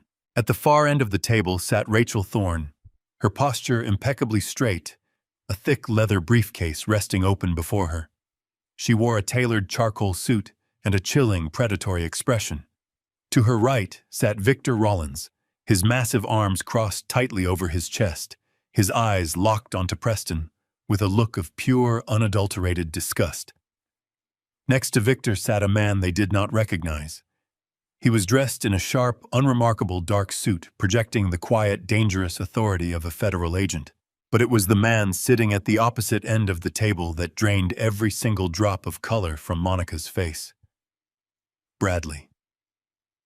My traitorous vice president of operations was slumped in a high-backed chair, looking entirely defeated. He was sweating profusely, his tie loosened and his hands trembling violently as they rested on the polished wood. He did not look like a conquering corporate titan. He looked like a man who had just stared into the abyss and realized he was falling.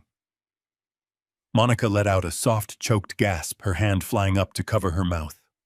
Her eyes darted wildly between me and Bradley, the devastating reality of the situation finally beginning to pierce her thick armor of delusion.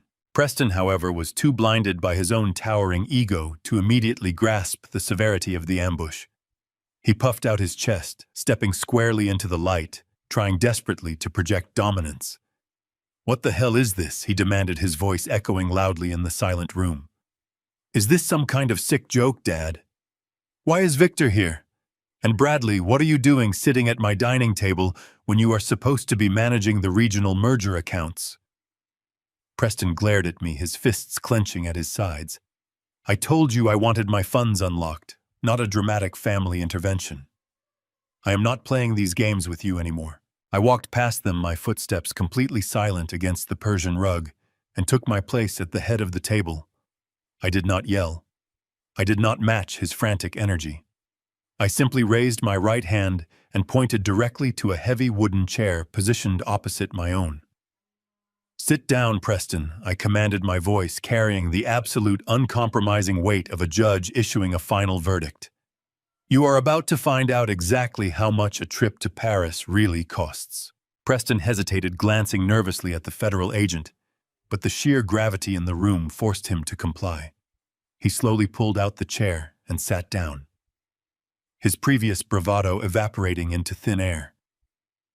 Monica remained standing for a moment, her entire body shaking, before she collapsed into the seat beside him.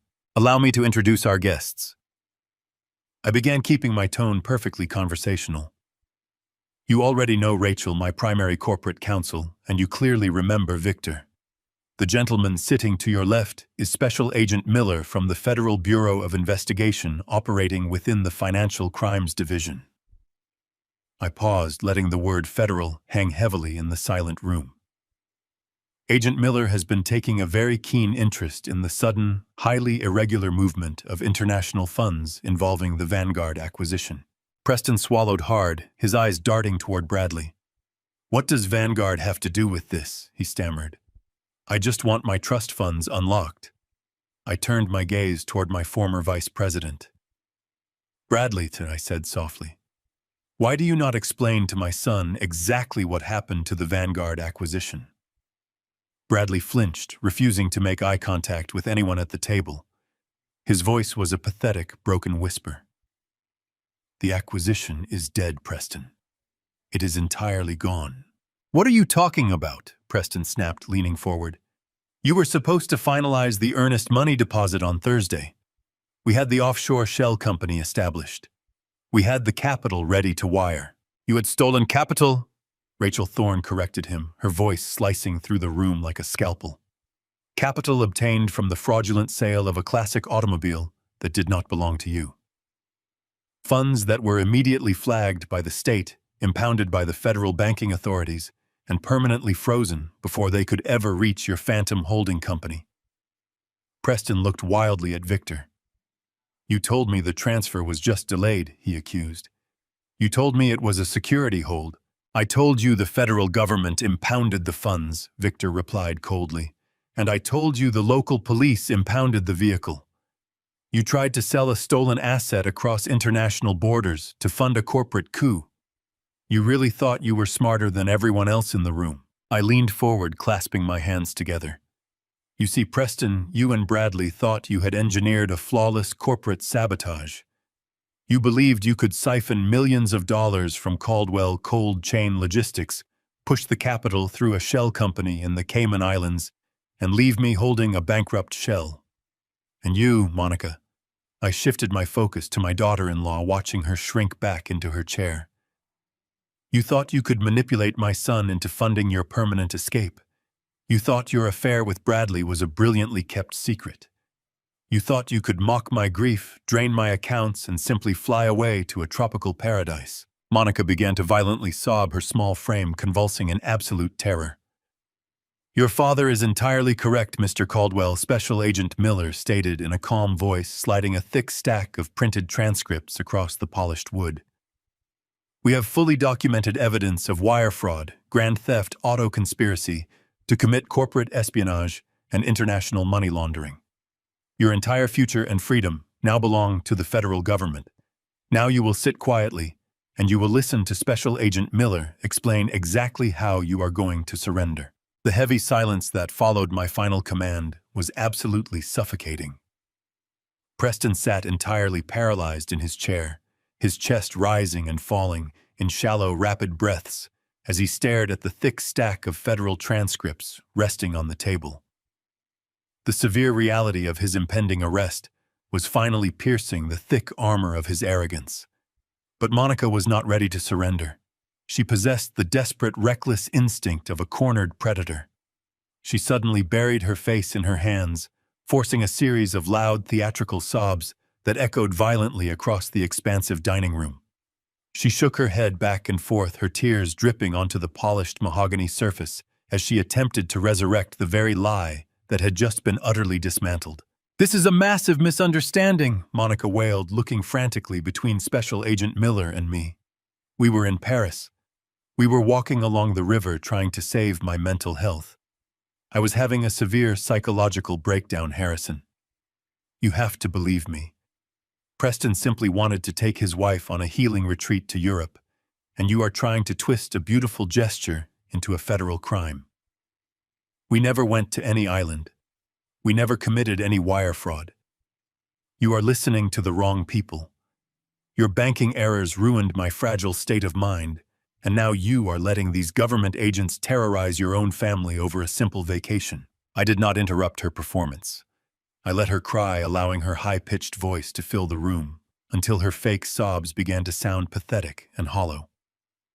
When she finally paused to catch her breath, I slowly reached into the leather folder resting beside my right hand. I pulled out a single crisp sheet of paper and slid it across the long table. It glided over the smooth wood and stopped directly in front of her folded hands. Monica stared down at the document, her forced tears instantly stopping, as a wave of undeniable dread washed over her. "And that is a certified copy of the private charter flight manifest," I stated, my voice completely devoid of any emotion.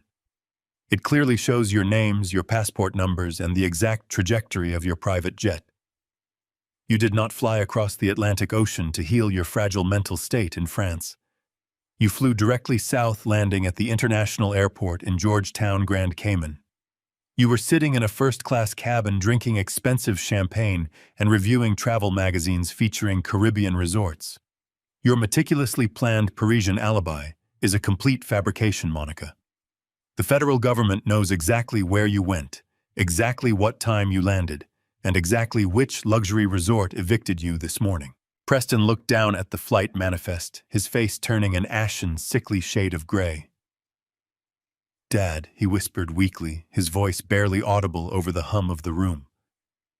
"We can explain the destination change. It was a last-minute decision. We just wanted some sunshine."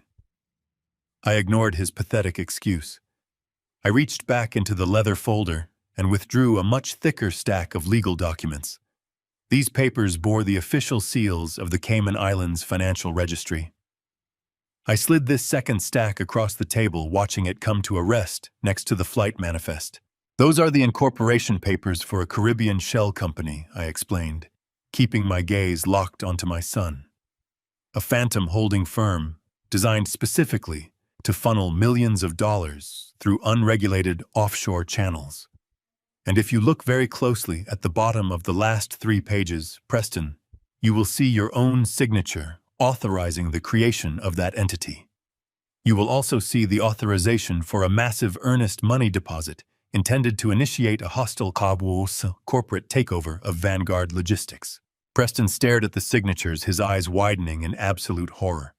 He vigorously shook his head, his hands trembling as he reached out to touch the paper. "I did not sign these," he stammered, his voice rising in panic. "I swear to you, Dad, I have never seen these specific documents in my entire life. That is not my handwriting. Someone forged my name." I leaned forward, resting my elbows on the edge of the table. "I know you did not sign them, Preston," I replied coldly. "You do not possess the intellectual capacity to orchestrate a complex international corporate merger. You were simply the required financial vehicle. You stole the legacy of your dead mother to buy a Caribbean shell company and steal my life work. But you are too stupid to realize you were just the piggy bank. Preston blinked, his mind struggling to process the insult and the revelation simultaneously. "What are you talking about?" he demanded, looking desperately around the table. "If I did not sign the corporate papers, who did?" I slowly shifted my gaze down the length of the table, letting my eyes settle on the broken, sweating figure of my vice president. Bradley had not moved a single muscle since the lights turned on. He sat in quiet agony, staring down at his lap, thoroughly defeated. "Tell him, Bradley," I commanded softly. "Tell my son how you forged his signature on the offshore incorporation documents. Tell him how you used the $350,000 he stole from his mother to fund your own hostile takeover.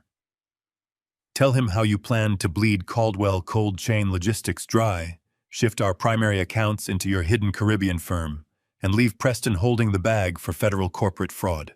Preston turned his head, staring at Bradley with a look of utter betrayal. "Bradley," he whispered, his voice cracking. "Is that true? Did you set me up to take the fall for the Vanguard buyout?" Bradley slowly raised his head. He looked at Preston, then he looked at Monica before finally meeting my eyes. He nodded once, a slow, shameful admission of his absolute guilt. "I forged the documents," Bradley confessed, his voice dry and hollow. "I needed the earnest money to secure the offshore accounts, but I could not use my own name without triggering an internal audit. I needed a wealthy, gullible patsy. I needed someone with a high enough corporate clearance to bypass the initial security checks, but foolish enough to believe they were actually in charge." Preston looked like he had just been physically struck. He slumped back in his chair, the reality of his monumental failure crashing down upon his shoulders. He had betrayed his father, stolen from the estate of his mother, and risked his entire future, all to be manipulated by a man he thought was his partner. He was nothing but a pawn in a much darker game of corporate treason. But the humiliation was not yet complete. I turned my absolute attention back to Monica. She was now sitting rigidly in her chair. "You thought you could manipulate my son into funding your permanent escape," I stated. "You actively orchestrated the timeline to align perfectly with the sabotage." Preston stared at his wife with wide eyes. "Because Bradley is never just an accomplice, he is your lover." The words hung in the air, sharp and inescapable. Preston physically recoiled, his eyes darting frantically between my face and the woman sitting beside him. He shook his head in violent, jerky motions, letting out a breathless, broken laugh that sounded more like a wheeze. "That is insane," Preston stammered, his voice climbing an octave. "That is absolutely ridiculous. Monica loves me. She would never do something like that. You are just trying to turn me against her because you hate that I finally took control of my own life." Monica seized the momentary sliver of doubt, leaning heavily against Preston and gripping his forearm with white-knuckled intensity. She forced another stream of theatrical tears, burying her face against his shoulder. "Do not listen to him, Preston," she wept, her voice muffled against his jacket. "He is trying to destroy our marriage to punish you. He is a sick, paranoid old man making up vile lies to manipulate you. Bradley and I only spoke about corporate matters because I was trying to help you succeed." I did not raise my voice to argue. "Arguing is what you do when your position is weak and your evidence is lacking." I simply reached into the inner pocket of my tailored suit jacket and slowly withdrew the small metallic flash drive. The very same drive my beautiful, brilliant Diana had taped to the underside of my desk drawer before she passed. I held it up between my thumb and forefinger, letting the harsh light of the crystal chandelier catch its silver casing. "My wife was a woman of extraordinary perception," I said, my voice carrying a quiet, resonant authority that commanded absolute silence. "Diana saw through your cheap synthetic charm the very first day Preston brought you to our home, Monica. She knew you were a parasite searching for a host, but she also knew that a mother simply telling her son that his wife is a toxic manipulator is a battle a mother rarely wins. She knew Preston would blindly defend you. So she decided to gather the necessary ammunition to protect this family. Even while her body was failing her, her mind remained as sharp as a razor. I turned away from the table and walked slowly toward the massive 80-inch flat-screen television mounted on the far wall of the living room. The silence behind me was absolute. I could feel their eyes tracking my every movement. I reached behind the sleek display panel and inserted the flash drive into the primary digital port. I picked up the remote control resting on the polished credenza, turned to face the room, and pressed the input button. The large screen flickered to life, illuminating the dim corners of the room with a sudden, cold blue glow. I looked at Bradley, who was now weeping silently into his hands, completely shattered. I looked at Monica, whose fake tears had instantly vanished, replaced by a mask of raw, visceral terror. And finally, I looked at my son, who was staring at the blank screen with the terrified anticipation of a man standing on the tracks, listening to the roar of an approaching train. "Diana hired a private firm to install hidden surveillance inside your home 6 months ago," I stated flatly. "She placed a camera directly inside your own living room, Preston.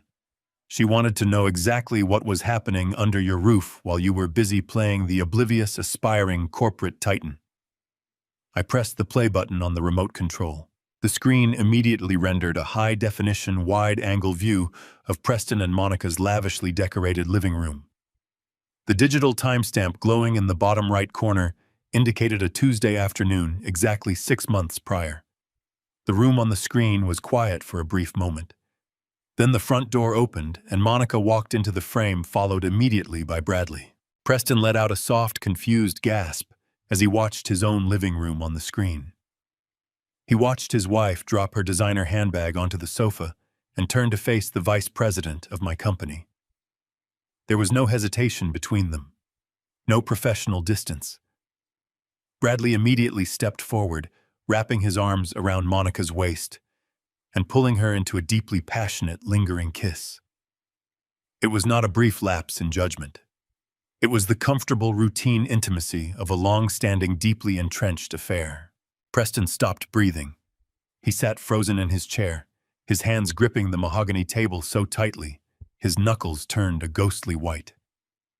The man on the screen, his trusted corporate mentor, pulled away from the kiss and smiled down at Monica.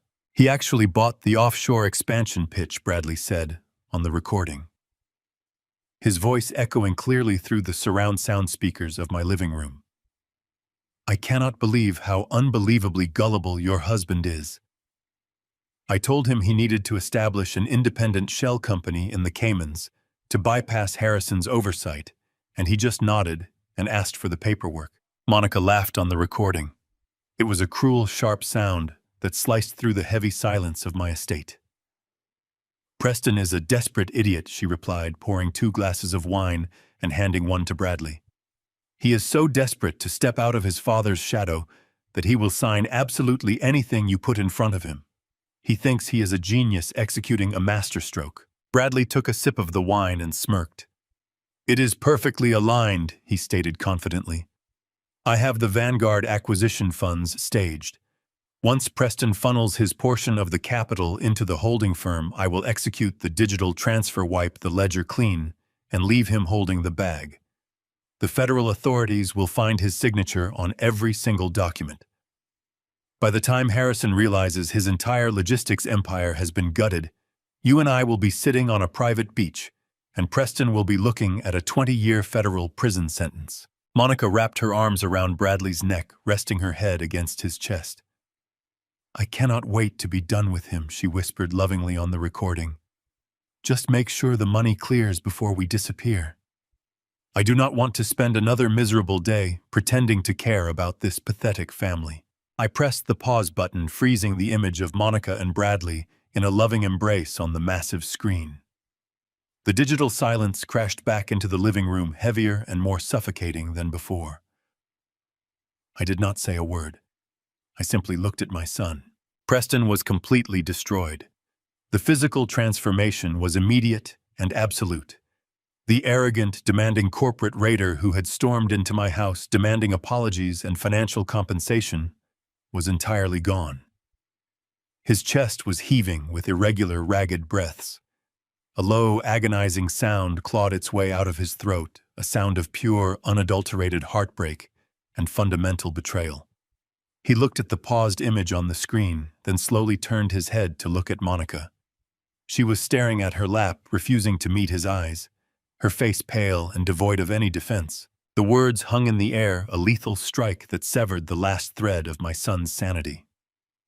Preston stared at the frozen image on the screen. His eyes tracked the intimate posture of his wife resting against his corporate mentor. A deep, guttural sound tore its way out of his throat. He did not yell or demand an explanation.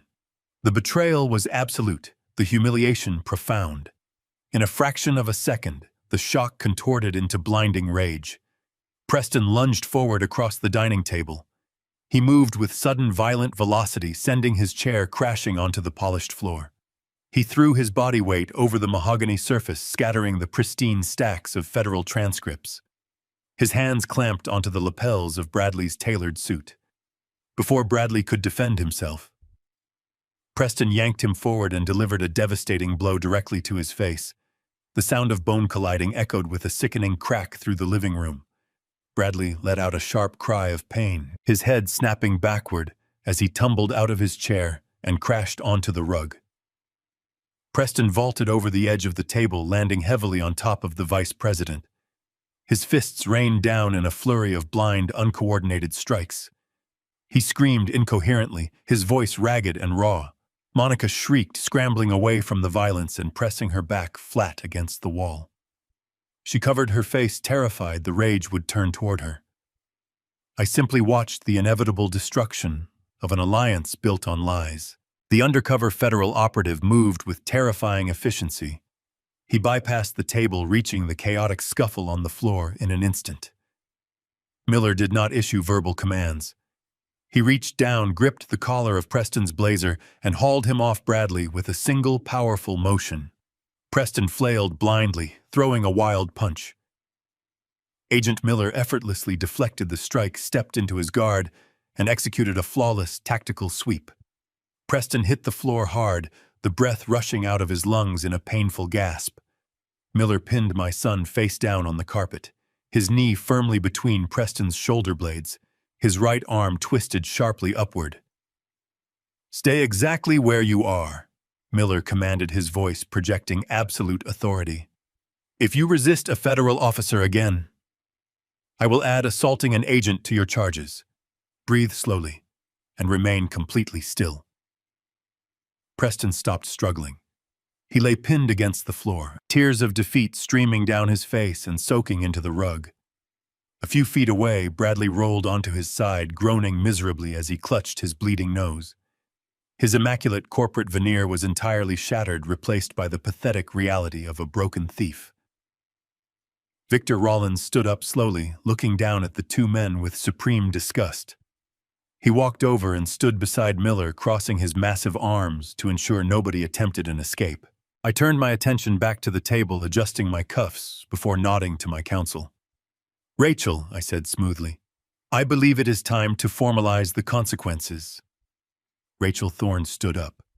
She smoothed her suit, picked up a fresh document, and looked down at the pathetic scene. She spoke with an icy precision that offered absolutely no room for negotiation or mercy. "Bradley Davis and Monica Caldwell," Rachel began, her voice ringing clear in the quiet room. "You are both being taken into federal custody this evening. The Federal Bureau of Investigation has formally indicted you on multiple felony counts. These include international wire fraud conspiracy to commit corporate espionage and money laundering. We provided the prosecution with irrefutable digital evidence of unauthorized transfers, forged documents, and audio recordings explicitly detailing intent to defraud. You attempted to siphon millions from a federally regulated commercial entity. The holding company in the Cayman Islands has already been seized. Your personal bank accounts have been permanently frozen under the Racketeer-Influenced and Corrupt Organizations Act." Bradley let out a whimpering sob from the floor. He knew Rachel's words meant his life was officially over. Monica slid slowly down the wall, pulling her knees to her chest as she stared blankly at the ruined remnants of her fantasy. She traded her luxurious lifestyle for a federal cell, and the terrifying reality was finally crushing the breath out of her lungs.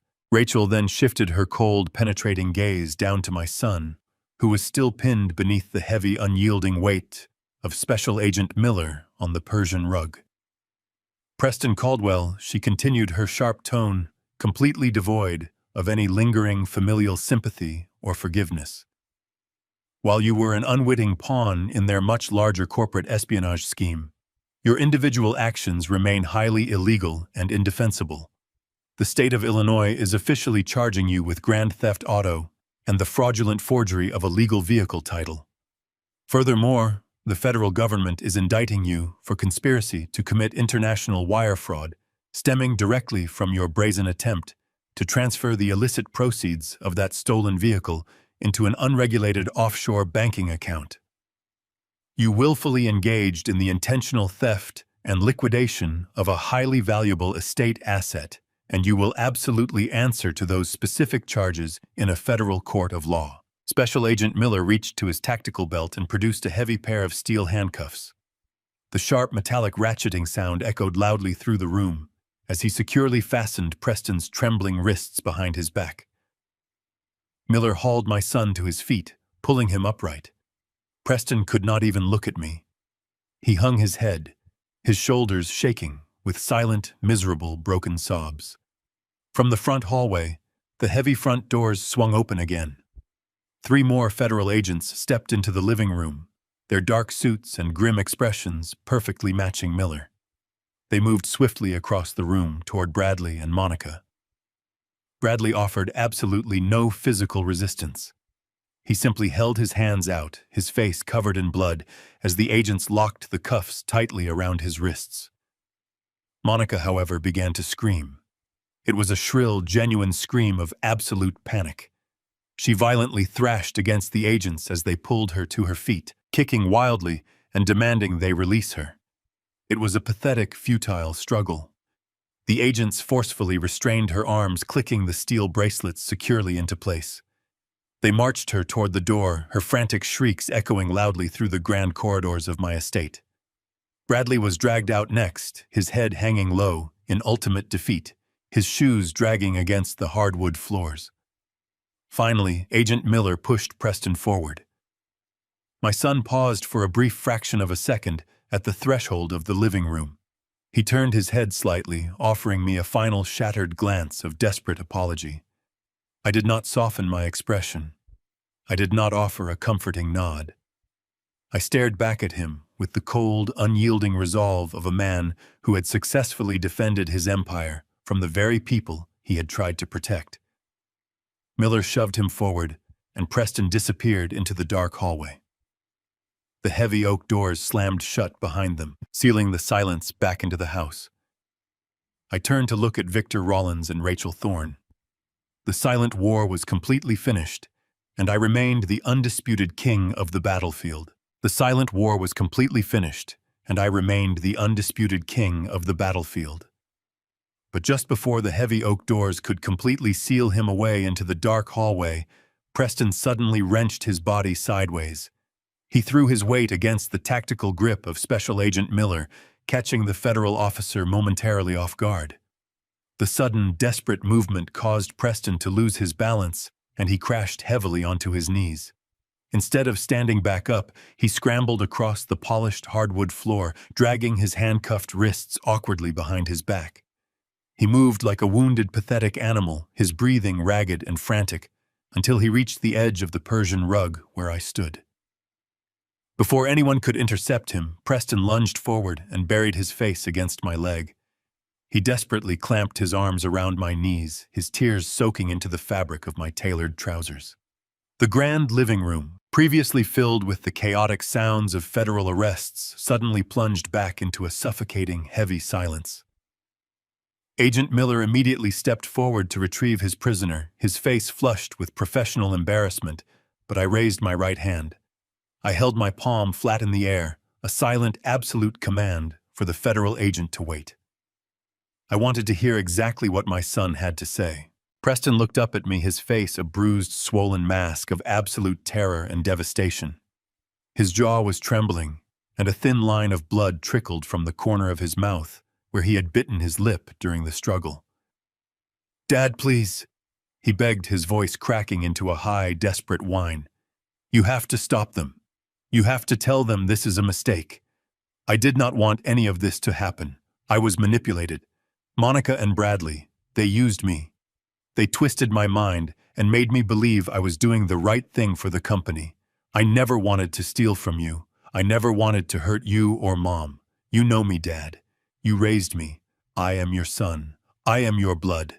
Please do not let them take me away to a federal prison. I will do anything you want. I will sign the trust accounts back over to you. I will divorce Monica tomorrow. Just make a phone call and tell them to drop the charges. Please, Dad, I am begging you. I am your blood."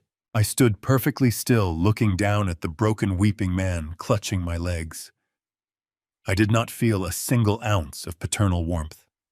I did not feel the sudden, overwhelming urge to protect him, to shield him from the harsh consequences of the real world. The man sobbing at my feet was a complete stranger to me. I thought about the 38 years I had spent grooming him, educating him, and paving a golden road for his future. I thought about Diana and the endless reserves of love and patience she had poured into his upbringing. We had given him every conceivable advantage, every possible luxury, and every ounce of our devotion. And in return, he had treated his mother's death as a financial opportunity. He had treated my grief as a weakness to be exploited. He had sold out his own family for a fleeting taste of synthetic power and the approval of a venomous, manipulative wife. He was claiming he had been manipulated desperately, trying to shift the blame onto Bradley and Monica, completely refusing to accept accountability for his own greed. He was a coward right until the very bitter end. I did not offer him a hand. I did not offer him comfort. Instead, I slowly reached my right hand deep into the inner pocket of my suit jacket. My fingers closed around a cold, jagged piece of metal. I withdrew my hand and held the object up into the harsh, bright light of the crystal chandelier. It was a single silver key attached to a vintage leather fob bearing the classic emblem of a roaring Mustang. Preston stopped crying. His red, swollen eyes locked onto the dangling key, a look of profound, terrified confusion washing over his face. He recognized the key instantly. It belonged to the vintage Shelby GT500. It was the exact same key he had handed over to a fraudulent automotive broker just a few weeks prior. "You thought you could erase her memory to fund your pathetic corporate treason," I said, my voice dropping to a low glacial whisper that cut through the silence of the room. "You thought you could sell your mother's most prized possession, a vehicle that represented her vibrant, beautiful life, just to secure an offshore shell company. But you failed, Preston. You failed at business, you failed at marriage, and you failed at being a son. I tracked the fraudulent transaction the moment the funds hit your private account. I had my legal team contact the authorities, freeze the assets, and personally recover the vehicle from the impound lot, before the federal government even issued the grand jury indictments. Your mother's legacy is resting safely in my private garage. It is perfectly secure, exactly where it belongs." Preston let out a soft, choking gasp, his eyes wide with a horrific realization. He had absolutely nothing left to bargain with. His leverage was completely gone. "Dad," he whispered again, the words sounding hollow and meaningless in the vast space of the room. "I am sorry. I raised a son for 38 years, and I said, my words deliberately slow and perfectly articulated. I raised a boy who I believed possessed honor, integrity, and a deep respect for his family. But the man crying on my floor right now is not that boy. You are just a thief. You are a weak, greedy parasite who tried to bleed his own family dry." I stared directly into his terrified, unblinking eyes, ensuring that my next words would permanently shatter whatever lingering hope he still held in his heart. My son died of a heart attack the exact same day his mother did. You are absolutely nothing to me. I took a deliberate, forceful step backward. The sudden movement broke Preston's desperate grip on my trousers. His hands slipped away, falling uselessly against the Persian rug. Before he could attempt to crawl forward again, Special Agent Miller was upon him. The federal operative grabbed Preston by the back of his collar, hauling him forcefully to his feet. There was no more hesitation. Miller clamped a firm hand onto Preston's shoulder and marched him out of the living room, his heavy tactical boots echoing against the hardwood floor. Preston did not look back again. He hung his head entirely defeated and stepped out into the cold, dark night. The heavy oak front doors closed with a resounding, definitive thud. The lock engaged, and the estate was finally quiet. I stood perfectly alone in the vast space surrounded by the remnants of a completely shattered family. I slipped the silver key back into my pocket. I turned my back to the heavy doors and walked slowly into the deep, absolute silence. 6 months have passed since that dark night in my study. The gears of the justice system turn slowly, but they grind exceedingly fine. Faced with a mountain of irrefutable digital evidence, forged signatures, and audio recordings of his own treason, Preston realized he had no remaining leverage. His expensive defense attorney advised him to take a plea deal. My son, the aspiring corporate kingmaker, surrendered his tailored suits for a standard-issue uniform. He accepted a sentence of 5 years in a state correctional facility. During his sentencing hearing, he looked back at the gallery, searching the wooden benches for a familiar face, hoping for a final moment of parental sympathy. I did not attend. I had mourned the loss of my son a long time ago, choosing instead to focus on the living. The federal trials for Monica and Bradley were significantly more theatrical, lacking any shred of dignity or honor. The moment the federal prosecutors presented the offshore banking records and the surveillance footage from their own living room, their toxic alliance instantly shattered. They turned on each other like starved wolves in a cage. Monica wept before the federal judge, desperately claiming she was a victim of psychological manipulation, insisting Bradley had forced her into the conspiracy. Bradley retaliated by producing hundreds of text messages proving Monica was the primary architect of the financial drain, detailing her relentless greed and her explicit plans to abandon Preston. The judge was entirely unmoved by their pathetic, venomous display. They were both handed 10-year sentences in a federal penitentiary for wire fraud, corporate espionage, and international money laundering. Their dream of a tropical paradise was permanently replaced by cold concrete and steel bars. With the parasites surgically removed from my life, I turned my absolute attention back to Caldwell cold chain logistics. The betrayal had exposed a deep systemic rot within the executive level of my own empire. I did not hesitate. I initiated a ruthless, comprehensive purge of the entire corporate board. Every vice president, director, and senior manager who had enabled Bradley or who had simply looked the other way was immediately terminated. I cleared the top floor completely. To fill the massive leadership void, I did not hire outside executives with fancy degrees and hollow promises. Instead, I went down to the shipping floors. I promoted the loyal, hardworking warehouse managers, the shift supervisors, and the logistics coordinators who had dedicated decades of their lives to the actual labor that built my company. They knew the business better than any boardroom politician ever could. The transition brought a renewed, fiercely loyal energy to the enterprise. As for the $350,000 Preston had stolen from the estate of Diana, the federal authorities successfully recovered every cent from the frozen Cayman accounts. When the check cleared my bank, I knew exactly what my wife would want me to do with it. I did not absorb the funds back into my corporate holdings. Instead, I established the Diana Caldwell Cardiovascular Research Foundation, dedicating the entire sum to funding medical grants for the study and prevention of sudden heart failure. Her name would not be associated with a cheap, fraudulent Caribbean shell company. Her name would be associated with saving lives, extending her beautiful legacy far beyond her tragically short time on this earth. This evening, the sky above Chicago is a brilliant canvas of bruised purple and vibrant orange. The setting sun casts long golden shadows across the pristine concrete floor of my private garage. I walk slowly past the rows of quiet machinery until I reach the far corner. The 1967 Shelby GT500 sits perfectly still, its polished blue paint gleaming flawlessly in the fading light.